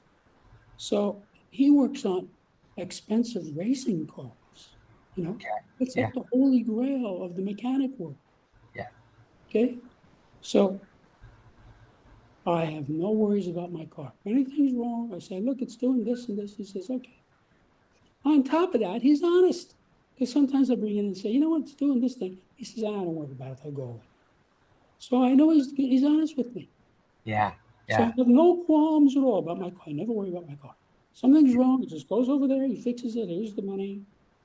Now, on the scale of human ability in his profession, I know he's at least at level 3. That's what I want. He's an yeah, expert. yeah. Okay, Now, I don't know where he is on the scale of literacy or the scale of attack or the scale of choice or any of these other 34 scales. I don't need to know that. right, See? So this is a very powerful way of approaching people. for For sure. example, let's say you own an auto dealership and you need a new salesman. So you interview this guy, and it comes out in the interview that this is a money motivated person. That's what you want. He gets a cut for every car he sells, right? Yeah, This guy is motivated. He is going to be trying to sell those cars because he wants that money, right? yeah, Different context. You meet some girl, right? She yeah, says, what kind of a car do you drive? You say a Ford. She says, I'll see you later. It's a money motivated person. If you said a Corvette, she said, let's go for a ride. yeah, yeah, So there are lots of money motivated, attractive women who marry rich, ugly guys. Have you noticed that? Sometimes yes, I look at this couple, I say, how could this be? yes, This guy looks like he's never been in a gym in his life. He's 50 pounds overweight. He's gray, you yeah, know, yeah, and he's married to Miss Texas, who's 23. How yeah, does that work? Here's right. how it works. Miss Texas gets a diamond ring, a pearl necklace, a mink coat, Corvette, and a credit card. She's Yep, happy. And this 60-year-old dumpy guy gets Miss Texas for a wife. See, a lot of people not like that. A lot of people say, "Oh, you want to marry me for my Lamborghini?" No way. Take out. I want somebody who loves me for myself. absolutely. Okay, so it's a perfect example of what I was saying about not what I gave is level 4 on the scale of motivation is money, right? So I gave 2 different examples of Right. where you can have the car salesman, you want to hire him because he's motivated by money. And the girl you're dating, you don't want to marry her because she's money motivated. Right. See? Same scale, same level, different context, different results. Absolutely. That's how you use this to Different make implementation as well. right. What are we looking for? Like, for example, I have people that work now, housekeeper, gardener, carpenters, handymen.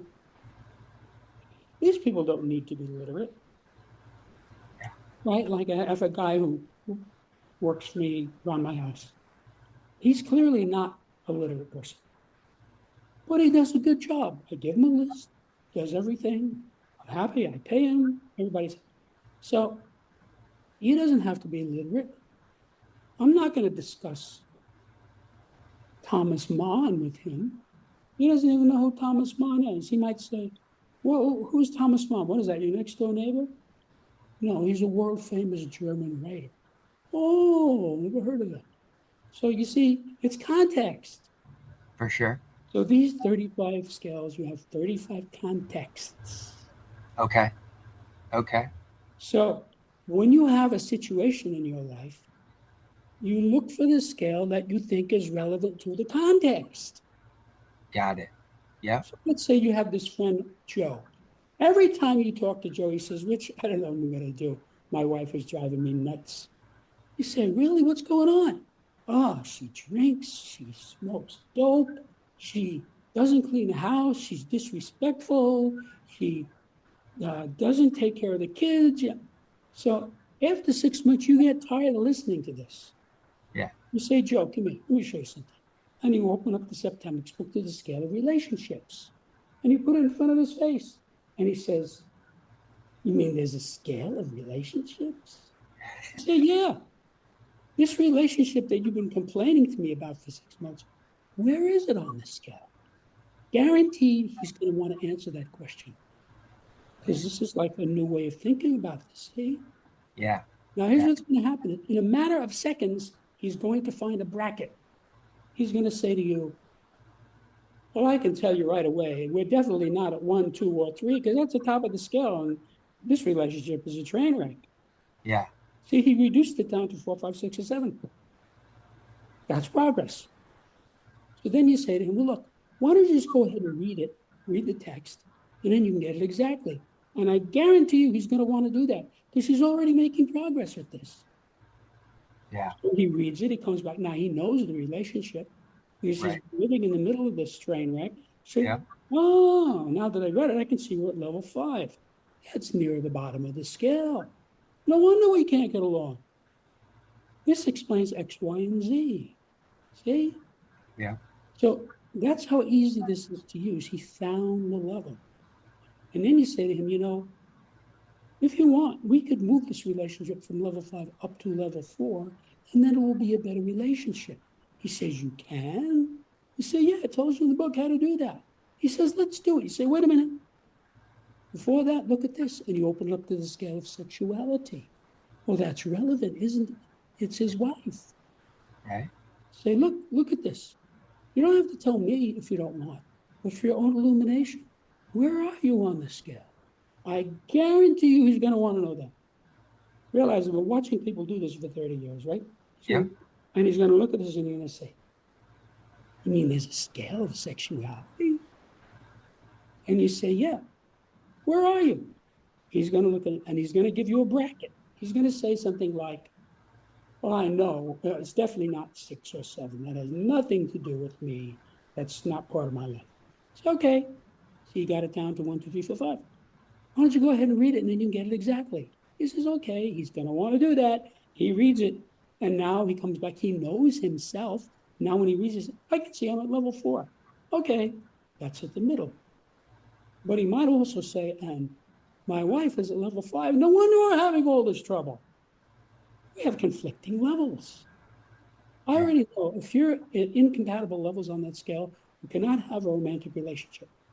You see this all the time. You see people, they're both handsome, they're both smart, they're both educated. They can't have a relationship. It's a wreck. There are different levels on this scale, incompatible levels. They can be friends. They Yeah. might even be able to work together. But that one thing, it's incompatible for them. Got it. So you see, now I could keep doing this. I just used two scales. I Yeah, could keep doing this for 10 or 15 or 20 more scales and show you how it's going to be relevant to this hypothetical friend. for sure. I think I made my point. Yes, you did. Now, in a romantic relationship, it's complicated. You are going to have 15 or 18 or 20 scales that are going to be relevant that you could analyze this against. Ah, scale of control. My wife is a control freak. Let me look at this. See? And he finds the level. Now, the main thing you have to realize about this is that every time you correctly spot a level, you have an insight. Oh, now I see why my wife is a control freak. She's at level 6 on the scale of control. That's what we call a control freak. Right. It doesn't say that in the book, but that's how he might process it. Sure. Sure. So this is very user friendly stuff. Okay. Was there a certain point? Excuse me. It's all right. Was there a certain point in your career where your parents finally got who you were? No, Okay. but I will say this as regards my father. By the time I was in my 30s, my father came to respect me Okay. because he could see that I was successful. Yeah. I made a lot of money. I had beautiful girlfriends. I had a physique. I drove nice cars, and it's like he could see it. Yeah. He's that type of person. So he Yeah. came to respect me. But that's it. And at that point, was that enough for you from I him? don't, I don't think of things that way. I don't think anybody owes me anything. Well, yeah, and I wasn't asking it from that perspective of an ownership scenario. I was I asking, just I just accept people the way they are. okay, I was glad, but it's not like he was telling me something new. I sure, was a respectable people. People respected me. yeah, I was a success in a variety of ways. right. The fact that he came around to that, all it meant was he wasn't an idiot. And I already knew that. You had plenty of examples that he wasn't the idiot. The fascinating part of your story that I'm seeing is this lack of understanding as a child that is almost unattainable in a sense. And as you've grown and developed this practice and this career over the years, you've gotten to a place where you've made this invention that is literally easily understandable. So you've taken a trajectory of being not understood and then developing things over the course of your life to be able to present it in an understandable way, which is fascinating to me. And I don't know if you're seeing that or not, but that's what I'm seeing just based on our short time with your story so far. And I find that very interesting in the way an individual, whether it's you or somebody else, but they figure out ways to present themselves that may have been a difficult component when they were a kid or a child. Do you see that within yourself or not from that perspective? I never thought of it that way. I didn't really relate to me. Okay. Uh, you know, I did say earlier that I figured out very early that I was on my own. Yes. Yeah. And so I just, everything that I did on my own. I was self-motivated, but I was a highly motivated person. You could say I was a high achiever. Yes. Uh, I didn't think about it. They like me, they don't like me. It's like, I didn't, that was not part of my calculus. Yeah. Yeah. That again too, that's a characteristic that I see as a high suit. And I won't use the superpower word any longer because you felt it was too grandiose.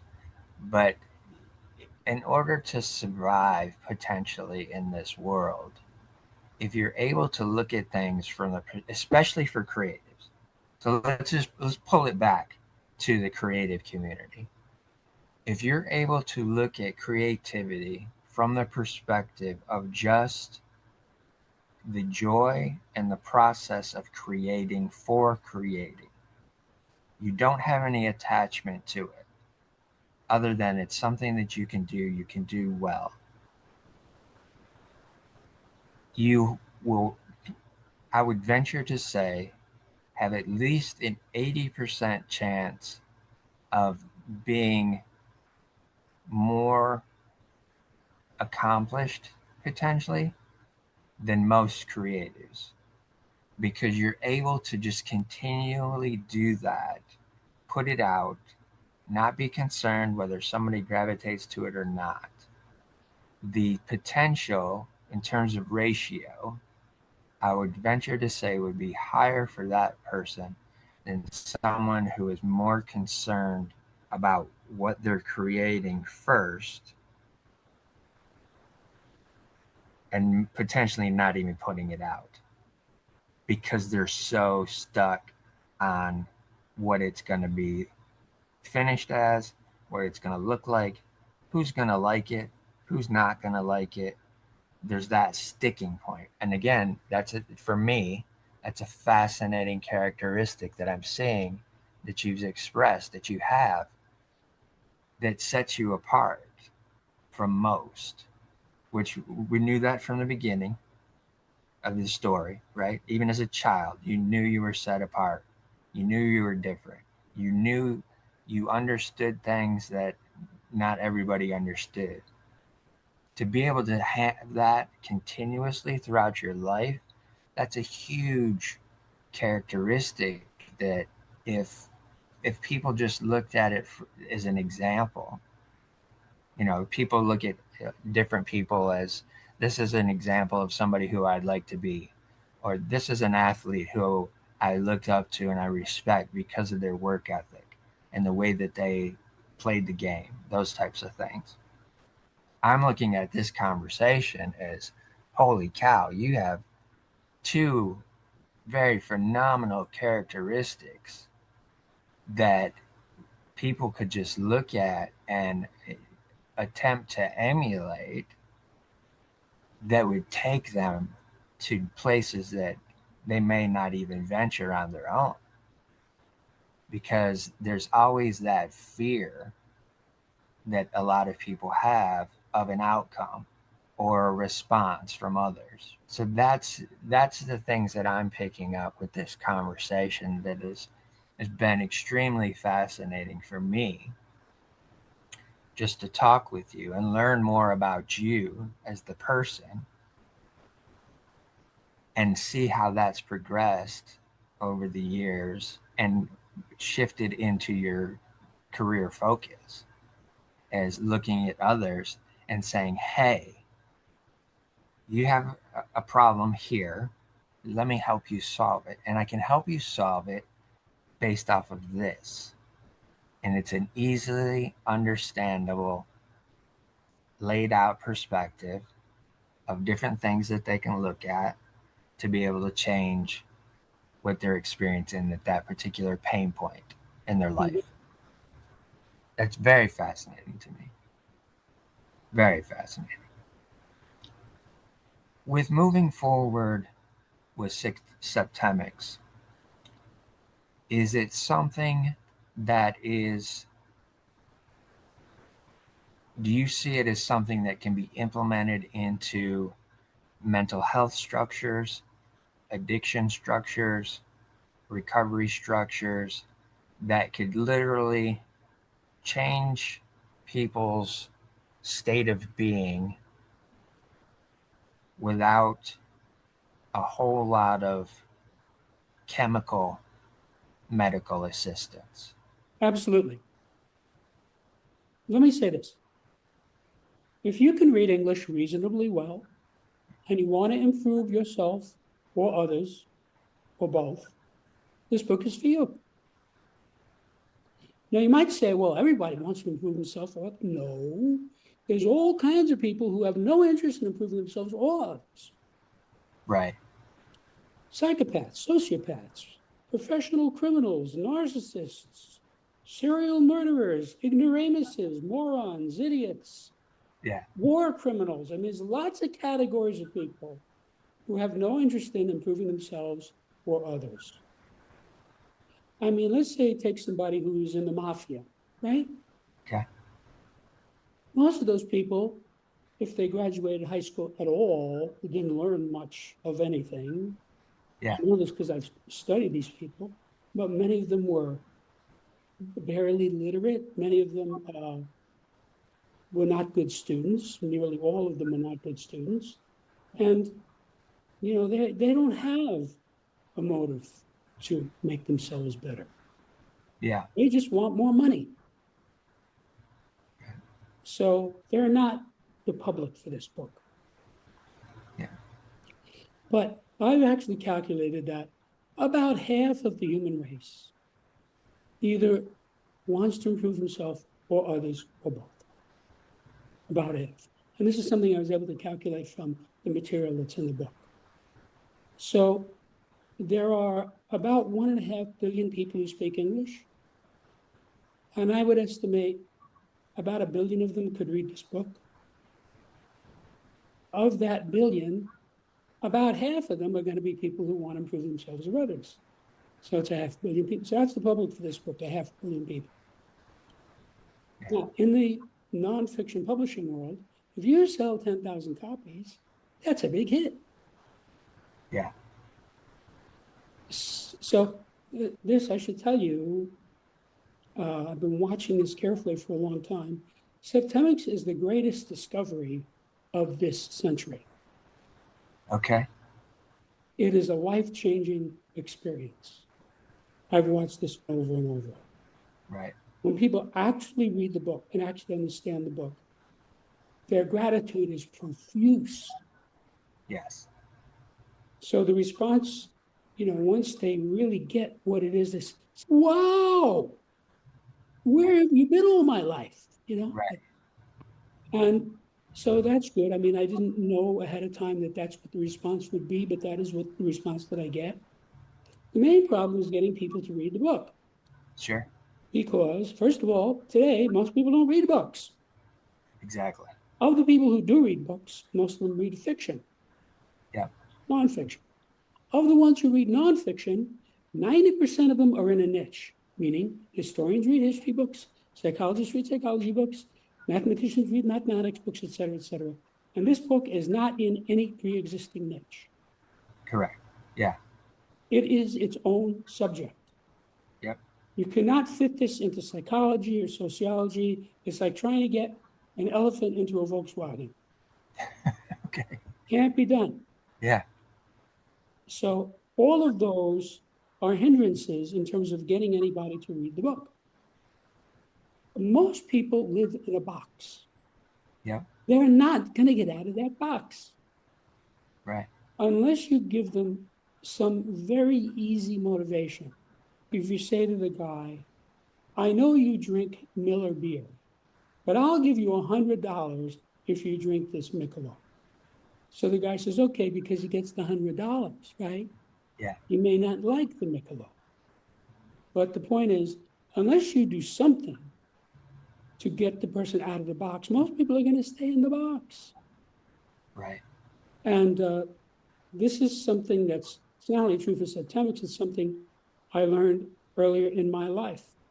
Given that I was a very successful person, I sort of expected at some point that a lot of people would be influenced by me. And let me tell you what I mean by that. So, like, for example, I had a physique sort of like Arnold Schwarzenegger, but on a smaller scale. Sure. And so people, complete strangers, would walk up to me, like in the park, and say, "Wow, you look great." 95% of them never said, "How did you do it?" I Right. would have been glad to tell them, Sure. no drugs, no alcohol, no tobacco, no coffee, no sugar, no gluten, Yeah. exercise, stretch, sleep, you know, but they're not interested. Yeah. That was a hard lesson for me. Okay. It's like I have people who they get, they say, they might say, well, gee, this guy's got the world on a string. You know, it's a cliche sometimes. But they don't say, how'd you do it? How do you manage that? How'd Right. you get there? How'd you get to the point in your life where you just don't get upset? You don't worry. You Yeah. don't get angry. Right. I can't remember the last time any of those things happened to me. I can tell That's you what, this, Jim. and I want to know. I'll tell you what, these scales, all of them, undercut depression and anxiety for very specific technical reasons, which I could tell you if you wish. Person has depression because he's upset. He's had either a very big upset or a concatenation of upsets. Yes. When a person is upset, he never knows why he's upset. Never. Many people think they know why they're upset, and they're always wrong. I had a whole career of getting the guy to find out really why he's upset.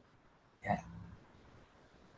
So the guy comes in, he says, can't get along with my wife. I said, well, what seems to be the problem? He says, well, she burns the toast. That's not the reason he can't get along with her. Yeah. Exactly. So I would use my biofeedback, which is very precise, and I would get him into things that he probably forgot about. Oh, now I see why I'm upset with my wife. I forgot all about that. See? Yeah. At that instant, he stops being upset. I've seen it 1,000 times. It's instantaneous.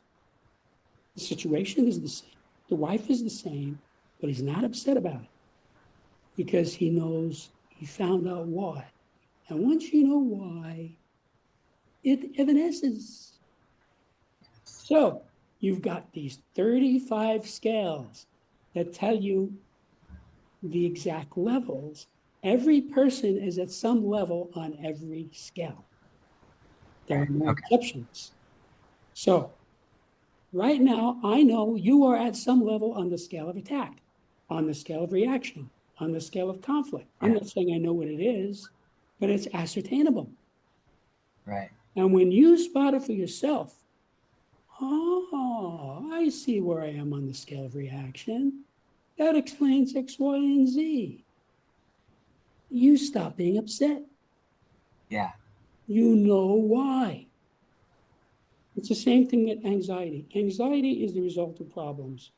People worry about things because they have problems, right? Yeah. He's being audited by the IRS. He has anxiety.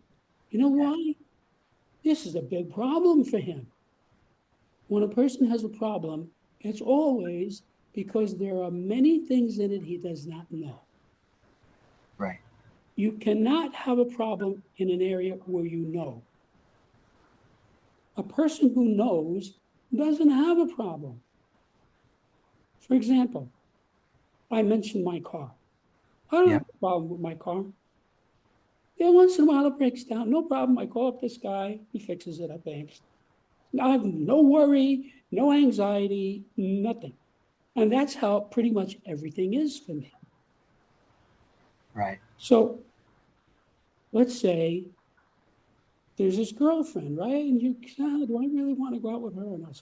So you find her on the scale of basic purposes. Ah, now I understand why she does this and this. She has this basic purpose. Right. See? So that was worrying at you before. You were going around, she loves me not. She loves me not. Right? Yeah. That's like worry. See? You're not worried about it anymore. She is what she is, and you know what it is. Yeah. No anxiety.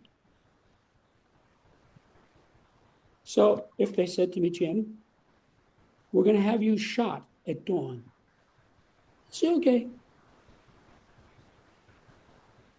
I wouldn't be upset about it, and I wouldn't want, because I understand a lot about that.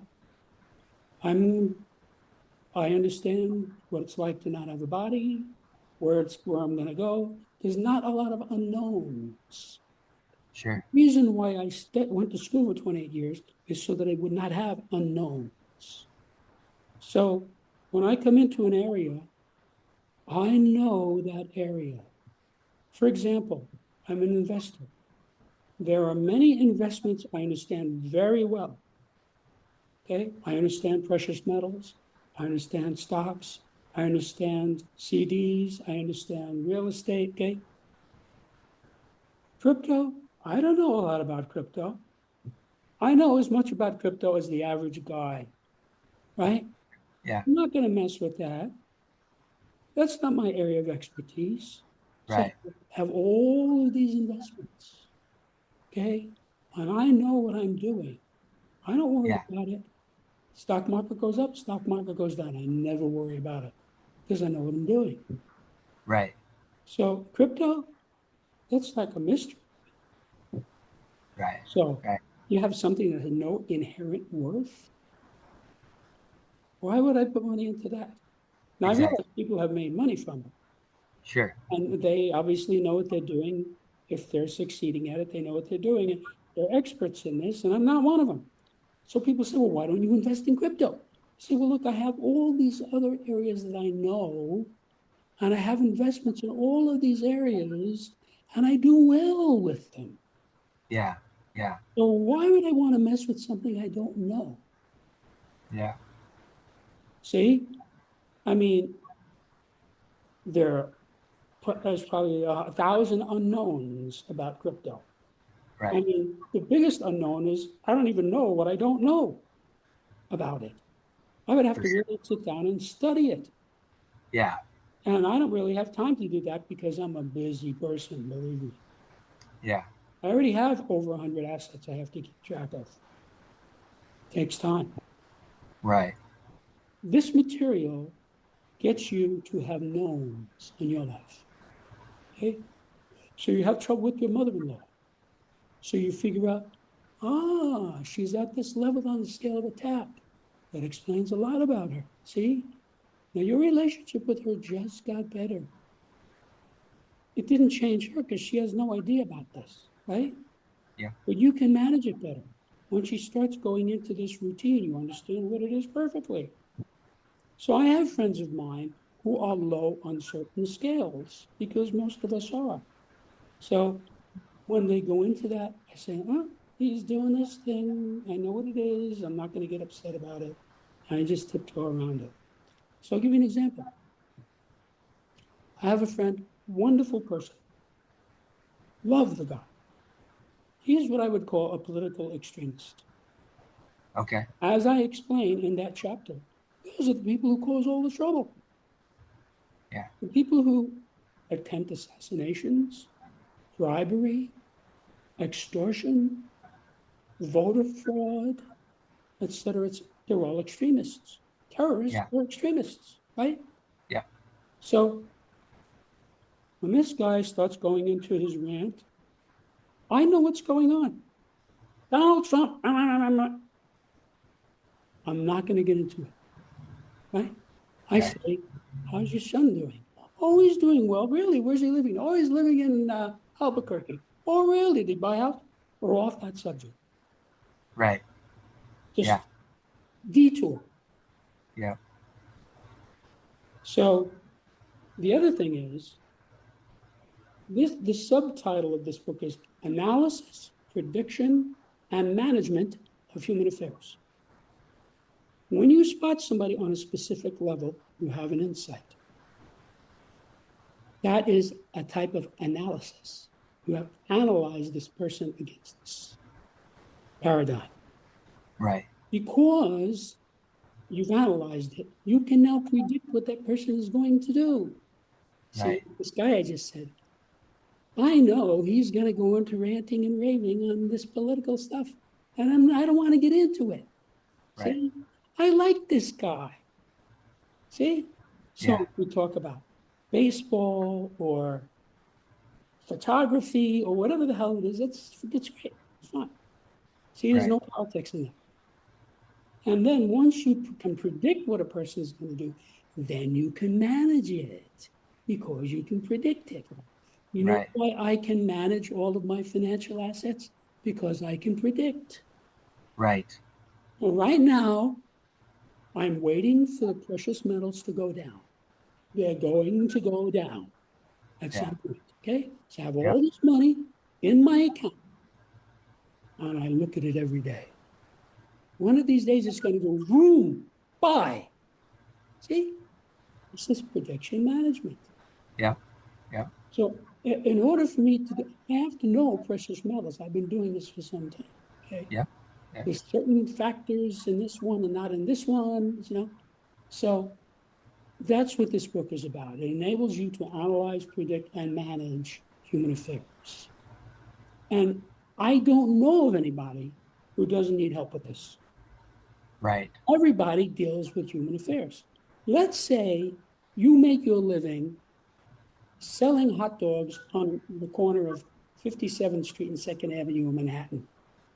You can make a living doing that. Yep. People come by, they say, "Oh, hi, Joe. Let me have one of your hot dogs." It's a living. Yep. But that guy, he has to deal with all these people, doesn't he?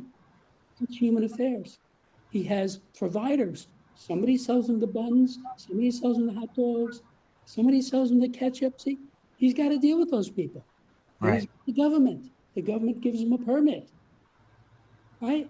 So everybody has to deal with people. Now, theoretically, you could have some hermit living in the woods by himself. What was the name of that crazy guy, Ted Kaczynski, who the Unabomber who lived in the woods Yeah. in a little hut? But that's less than 1/10 of 1% of the human race. Right. So you need the data in this book because you may know some of it by common sense or by experience, Right. but you don't know the 35 scales. Right. And this is precise information. It's just like geometry or trigonometry or analytic geometry. It's precise. So the reason this is valuable to you is it's accurate, it's precise, and it's specific. And I don't know of anything else in the field of human phenomena that is accurate, precise, and specific. Now, I have nothing against psychology. I know a lot of it. I study it Sure. and all these other subjects too. Yeah. But this is specific, it's precise. Okay. You are at some level. So the question is not, is this guy on the scale? It's what level is he at Correct. on the Yes. scale? And when you find out, you'll say, oh, now I see why he couldn't get along with Gertrude. Yeah. So whatever worry you had about that is gone because there are no unknowns about it. So that's what I mean. It totally undercuts depression and anxiety Yeah. because they accumulate because you don't know. And so a lot of my life is that I know so much because I went to school for 28 years and I meditated for 40 years that there are not a lot of unknowns. So, for instance, I met a girl recently. She was Okay. gorgeous blonde with blue eyes, right? Very interested in me. Okay. So, we're texting, what do you like to do? I could just see. And she was at or near the bottom of a lot of these scales. Okay. I just said, pass, no thanks. 95% of guys would have tripped over themselves trying to get their hands on this woman. I'm not going to make that mistake. There are no unknowns. You're able to see the So, flags before you get too far past them. so take some time. If you have enough data, you can spot anybody on any one of these scales. So, for example, when Obama ran for president, he had only been in the Senate for 2 years. Right. So people who were not from Illinois, which is the state he represented, had no idea who this guy was. Who's this Yeah. guy with this funny name? Right. So he was running for president. I better find out. And I conducted a septemic analysis of him. Okay. When I found where he is on the scale of basic purposes, that informed me because what could be more important than knowing someone's basic purpose? It's what the person is trying to do all the time. Right. And I was able to see that. It took me a while. I had to listen to his speeches. I had to watch him, eyes, body language, face. People Yeah. tell you their levels. Right. They cannot help telling you their levels. It's just like when you look at a chrysanthemum. If you know what a chrysanthemum is and you can see it, you say, that's a chrysanthemum, right? So I'm Yeah. walking down the street, right? And I walk past the garden. And I say, oh, this guy has tulips. That's very nice. Because I know what a tulip is. Right. So I'm not going to confuse that with a rose or a chrysanthemum. Now, that's kind of a trivial thing unless you're a florist.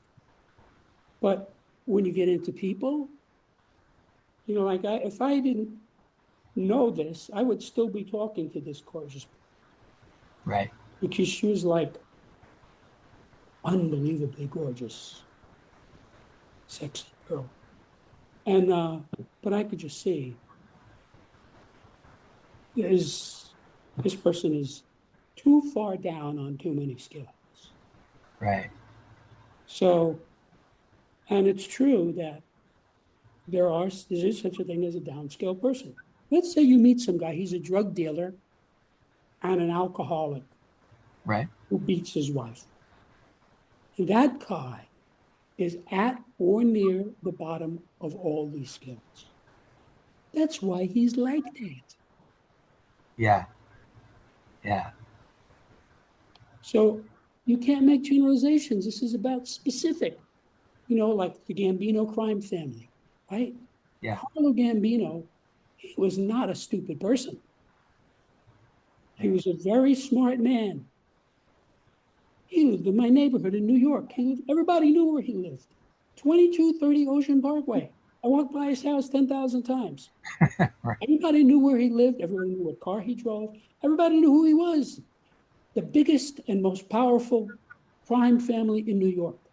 Yeah. They never got anything on him. They tried, but they couldn't do it.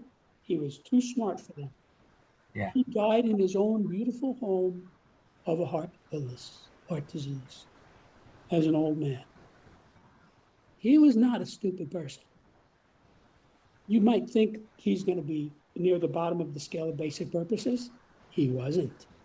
He was at Right. level 4. He was a very regular guy. I know. He wore regular clothes. He drove a regular car. He lived in a regular house. He sent his son to the same college I went to, and he went to the same church that I played baseball for. Regular guy, Yeah. level 4, normal. That's why he was the Don. And if you talk to mafia people, and many of them are online now, they'll tell you he was the greatest Don of all. Yeah. And in those days, it was very different from now. He died in 1977, I think. Okay. So it's been a long time, Yeah. right? Yeah. But in those days, there were rules. No drugs. You fool around with drugs, Yeah. never touch anybody's wife. You fool around with somebody's wife, never take any of the money. You can't skip. You got $25,000 and you take a nickel out of it. So it was very orderly. It was very efficient. And it was very effective. And I can tell you, living in New York, the mafia was totally embedded into the fabric of New York. Yes. The 5 families, and his was the biggest and the best of them all. Everybody was paid off. Yeah. Believe me, I know these people. I had close ties to the police. All the cops, the sergeants, the lieutenants, the captains, the chief of police, the mayor, the council, they were all paid off Yeah. because, and he understood this. Okay, people want to gamble, it's illegal. Nobody's going to get upset about that. You follow me? It's Yeah. not a big deal. Yeah. Like prostitution. A lot of those people were his clients, right? Yeah. They didn't want to get rid of him. Or before that, how did they get rich? Prohibition. There was more drinking during Prohibition than before or since. Yes. That's Exactly. how they got rich, Yeah. right? They didn't want to get rid of that. They didn't want to get rid of him. He was showing up with the champagne for the party. You Right. see? Yeah. Now, when you get into heroin, that's another thing. Yeah. People are not going to put up with that. And that's how they broke up the mafia. That is how Rudy Giuliani, U.S. attorney, broke up the mafia in New York because of drugs. Because they catch you selling heroin, 25 years Yeah. in prison. Yeah. Federal prison. Yep. This is not where you're going to get some plea deal and you're going to get out on parole or anything, right? So that's how they broke up the mafia. So the point is, you can't jump to a conclusion that this guy is some dumb thug because he's in the mafia, but you can analyze it. Okay, it took Yeah. me a while to figure out who this guy was. He was a friend. Sure. He was a friend of my father. He was just one of the people in the neighborhood Right. Yeah. in New Exactly. York City, and he was a very congenial, smiley, friendly guy. I'll tell you a true story about him. He's in a restaurant. The mafia would go out to a big restaurant to have dinner, right, with the Yeah. wives, right? Yeah. So he's there with all these people, and some other mafia guy who was there came over and insulted him. He didn't say a word. He just smiled and nodded. Right? That guy turned up dead in the trunk of a car 2 weeks later. It was never solved. Never solved what happened to that guy. Okay. That's how they did it. So what I'm saying is, he wasn't out of control. He knew what he was doing. See? Right. Now, there are some people who get into the mafia who are loose cannons. Yeah. They kill those people. There are, actual people who, the type of crazy people who they shoot people in bars and things like that to get into fistfights.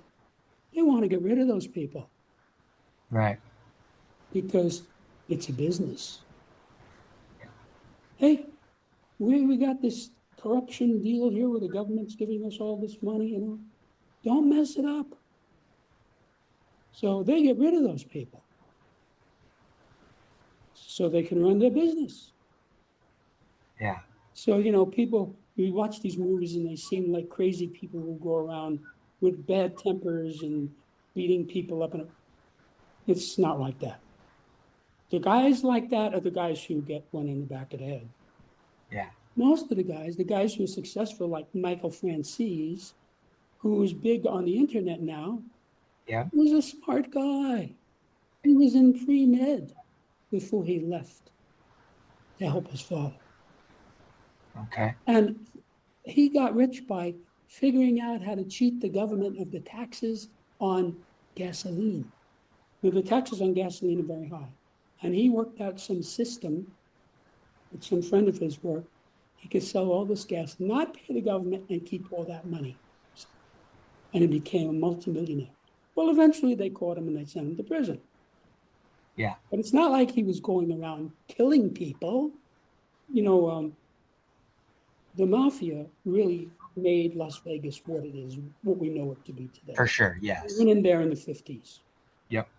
Their lawyer was a guy named Oscar Goodman. Oscar Goodman later became the mayor of Vegas. Okay. He was so popular, they just kept reelecting him with like 70% of the vote. Yeah. Right? If you know politics, 70% is like, that's as high as it's ever going to get. Yeah. Right? Yeah. So he was the lawyer for the mafia. That was his clientele. Right. So his mother, an old woman, was interviewed one day because her son was the mayor. How do you feel about your son, the mayor, right? And she said, and I quote, Oscar's clients don't bother anybody. They only kill one another. Exactly what she said. Was that the career ender? What's what? Was that the career ender when she said that? No, it was just a line that I find very funny. Well, yeah, it is. You know, an old Jewish woman, come out with that line. Yeah. The Jews are very funny people. Sometimes they're funny inadvertently. I had a Jewish friend and he went home and his grandmother was the old Jewish lady, right? Yeah. And he brought a friend with him who was also a friend of mine. So Okay. they walk in the house. He says, Hi, Grandma. This is my friend Johnny. And she said to him, first thing out of her mouth, Is he Jewish? He said, No, he's Italian. And she said, Well, everybody's got to live. That's pretty funny. Right. That's how she looked at it. Different times, different levels of acceptance, different levels of understanding. That's right. It it it's one of the things that just boggles my mind. The farther we go along, is how much there is a lack of understanding in today's thought process amongst society. Well, a lot of that is intentional now. It's promoted. Yeah. If you go back 60 years, everybody listened to Walter Cronkite and believed Right. him. Yeah.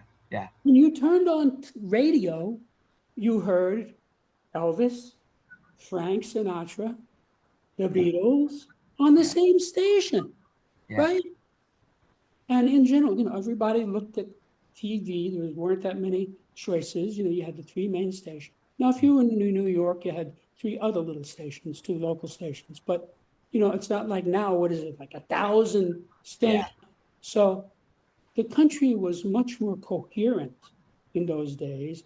And you did not have a media that intentionally lied to make people upset, which is what has been going on in recent years.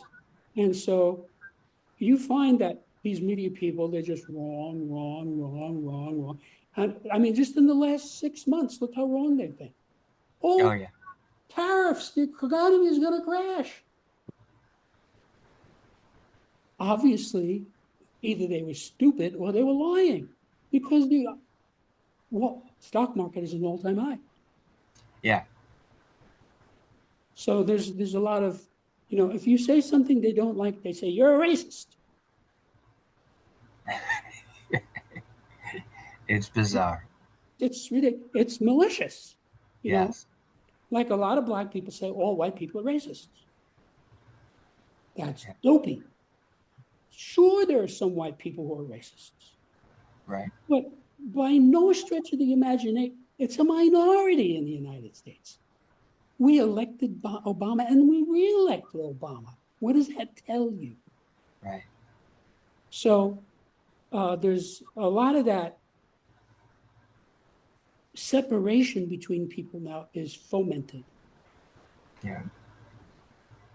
and it's very evil to do that. Oh yeah. Absolutely. Absolutely. At this stage of the career, Jim, and with Septemics is where it's at, is there anything that is on your peripheral of something that you really want to learn more about and understand? Well, you have to realize I'm in a permanent state of learning more about. Okay. Now that we have the internet, for somebody like me, that's Yeah. manna from heaven. Yes. I'll be sitting there thinking, I wonder whatever happened to that actor. I go right on Google. He died drowning when he was on vacation. Now I know what happened to him.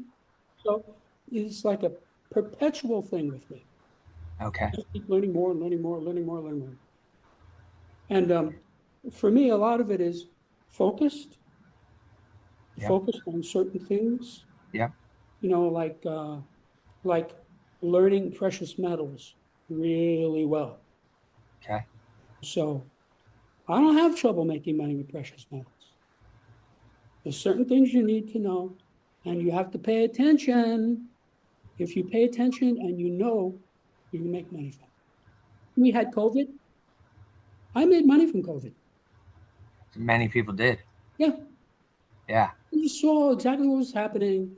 I picked three very good companies, strong, healthy companies that went right down. I rushed right in and bought it.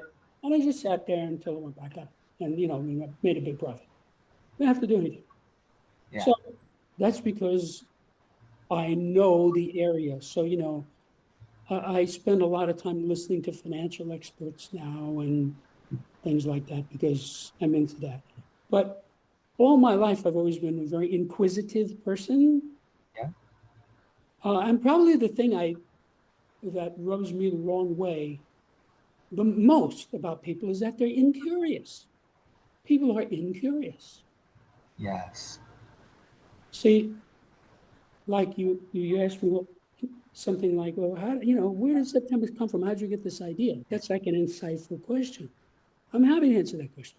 A lot of people, I tell them, well, what have you been doing? So, well, I have a book out. Oh, yeah? I don't want to know what the name of it is. Well, how does that take time? Well, I've done over 400 interviews. Really?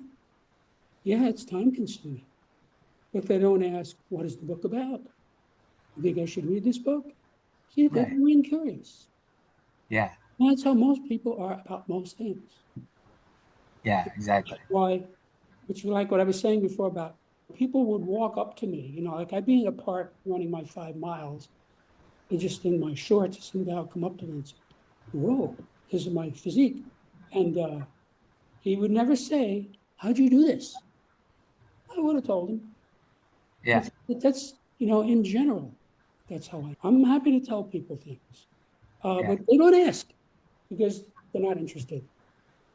Yeah. The curiosity has fizzled out from a lot of things.